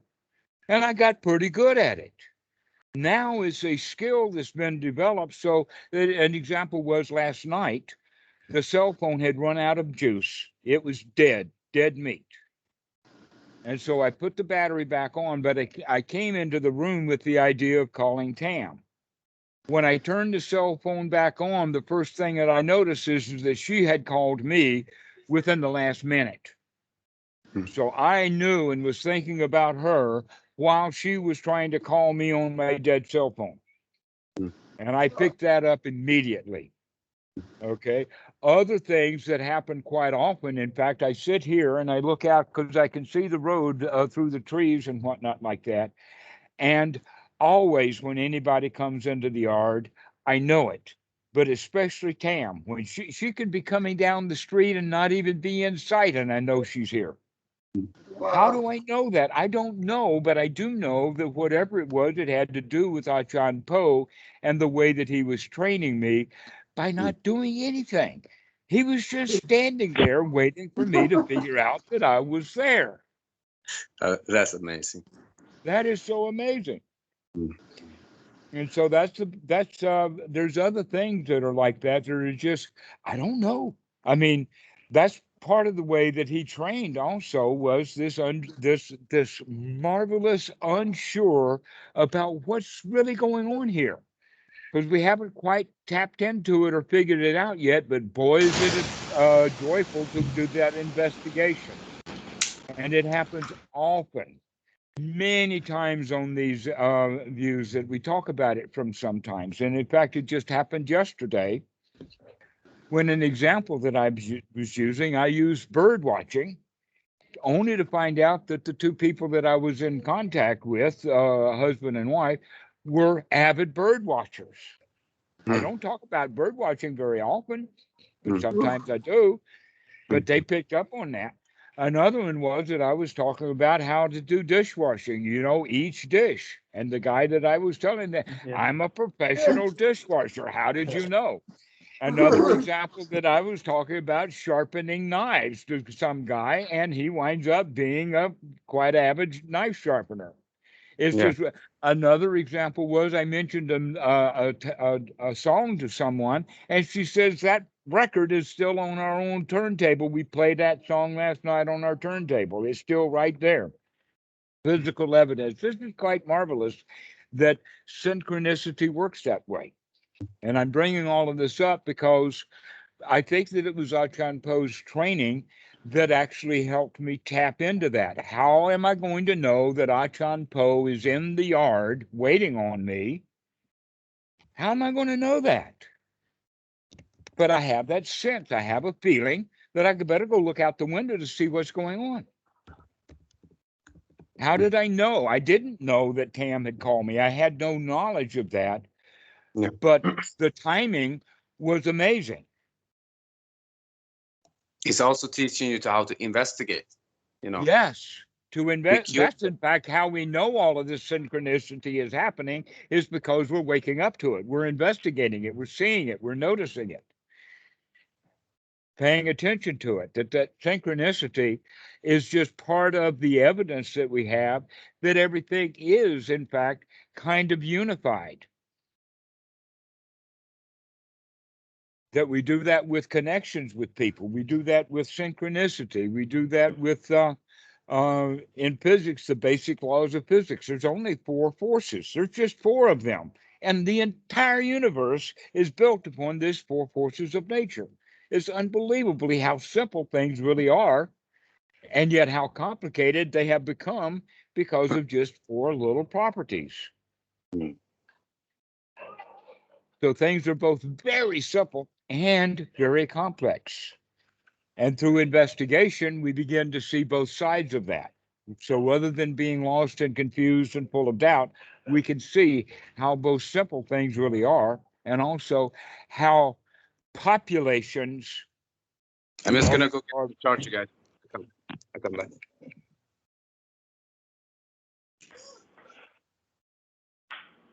So, wow, I'm really glad that Edward came onto the conversation because you guys don't even know him. Yeah. His story was great. I loved it. Yeah, it was awesome.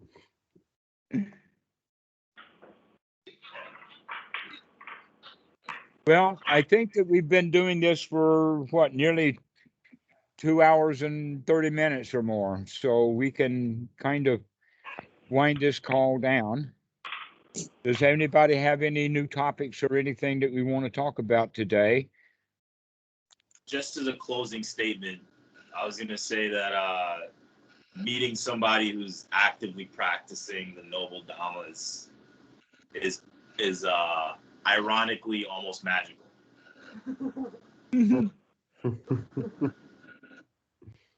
It's unusual, but it's possible. It really is possible that we can practice the Dhamma and get good benefit out of it. So I do want to thank you all. This has been a delightful meeting. Thank you, Edward, so much for your coming on. I really appreciate the story that you've given. you. I mean, everybody, this is so great. Thank you all, guys. So I've been we'll listening. Keyshawn, you and I will figure out how to get the Skype Sangha thing going somehow or another. But even though with this one, this has been a really great meeting. So let's plan on doing this every week. Okay. Okay. I really like this. This is great. And we'll have more people join, but we'll figure out how to get that group thing going. Yeah. Absolutely. No problem. All right. Thank you guys so much. Thank you. Thank you. This was really great. Good to see you all. Cheers. Good night. All right. Thank you, Edward, especially. Bye-bye. Bye.